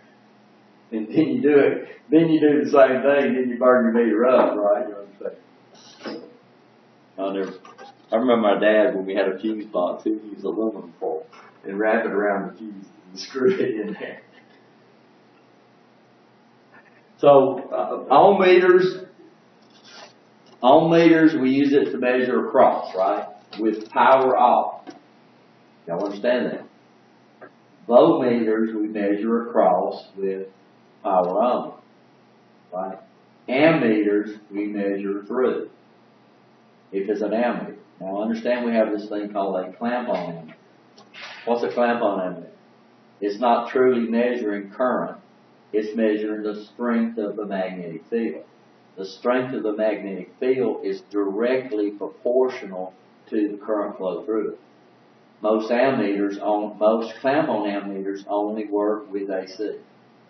If you got one that measures DC, you pay a lot of money, because it's an electronic sensor called a Hall test that can measure the strength of a DC field. And an AC field is no problem, because it's got what? It's got everything it needs. So clamp-on ammeters, you just clamp them suckers on, and hopefully it's got a scale you're trying to measure, right? How can you do to fake it out? Look, So if you looked at 2 times, if it measures 2 amps, you're measuring what? 1 amp. If you look at 3 times and it's measuring 3 amps, you're measuring 1 amp. So what you do is just how many times you leak it, and they're not extremely accurate, by the way. And we have people that want to do it, and they'll put it across 2 wires. Well, if you put it across a neutral and you put it across a hot, you're going to measure 0. Because why? Because those magnetic fields are moving in opposite directions, and what are they going to do? They're going to cancel each other out. So when you use a clamp on ammeter, how many wires in the loop at one time? 1. If you use a real ammeter, what do you have to do? You have to break the circuit somewhere, and you have to make the current flow through the meter. And it has how much resistance? Basically none. It's got a little bit, but we'll talk about how it works. Meters don't measure current. The actual meter movement itself, they measure voltage. And so if you took a meter apart, we'll take it apart, you'll see a big old wire in there. We call it a shunt. And it's a precision resistor. It might have 1/10 of an ohm worth of resistance, but it's going to drop a voltage when it runs through it. And then, okay, if I measure the voltage, it would be directly proportional to the resistance. To current. So even current is up. And when you put it on ohms, why it'll blow up your meter a lot if you put it into a voltage circuit, your meter becomes a voltage source or a current source really when you put it into on the ohm scale. And what happens is if you put it into a voltage that's higher than the meter can put out, then it's going to force current back through the meter. Now it's pushing current through a voltage. And if you push current through a voltage, you create watts, right? You understand? And you can burn the meters up. But be real careful. And some meters are more forgiving than others. You can wipe out a meter just that fast if you put it on ohms and put it into a hot circuit, put it into a voltage circuit. So on meters we measure across, but with what? Power off, right? Voltmeters, we measure across, power on. Ammeters, we break the circuit with power off. We do what? Put the meter in the circuit, turn the power on, measure our current, do what? Turn it off, pull it out, change it to volts or something right off the bat. Because we got 3 or 4 meters over there, brand new meters, where they've already done one. Promise you. They did that in intro. They do it in intro. So, but here we don't furnish the meters. In fact, we buy beach meters for the college. Why? So we don't have to keep batteries. Was you gonna say something, Mike? You said the voltmeter power is on. Yes. Now it depends on what voltage you're measuring. If you're in real high voltage, you need to do it kind of like you do an ammeter. You need to turn the circuit off. You need to hook your meter up, and you need to turn it off and be away from your meter. I like to see it. I've said it, but it gets back. There's because meters will blow up on you if you don't hook them up on. We had Paul Terrell was one of the foremen out of U.S. Steel. He was over the electrical program out there, and they were out in a cabinet. And they had 2 guys out there beside Paul. And Paul was, I guess you'd call it lucky. He was behind the door and he was looking over it like this. And then they threw power on that thing, the meter blew up and it created an arc flash. Killed one of the guys, burned Paul for the arms up real bad. He was still wearing the socks on his arms when he started working here. He retired from this deal after that. A real smart guy. It was just one of those little things. So, you see a lot of people do that. They won't be around the meter when they turn it on, especially in a hot circuit. In electronics, though, normally we're dealing with, even in a big old power amp on a car, you're dealing with like plus or minus 80 volts. That's not the kind of stuff. But you go to work at U.S. Steel or some of these high power plants, you might be dealing with a couple thousand volts.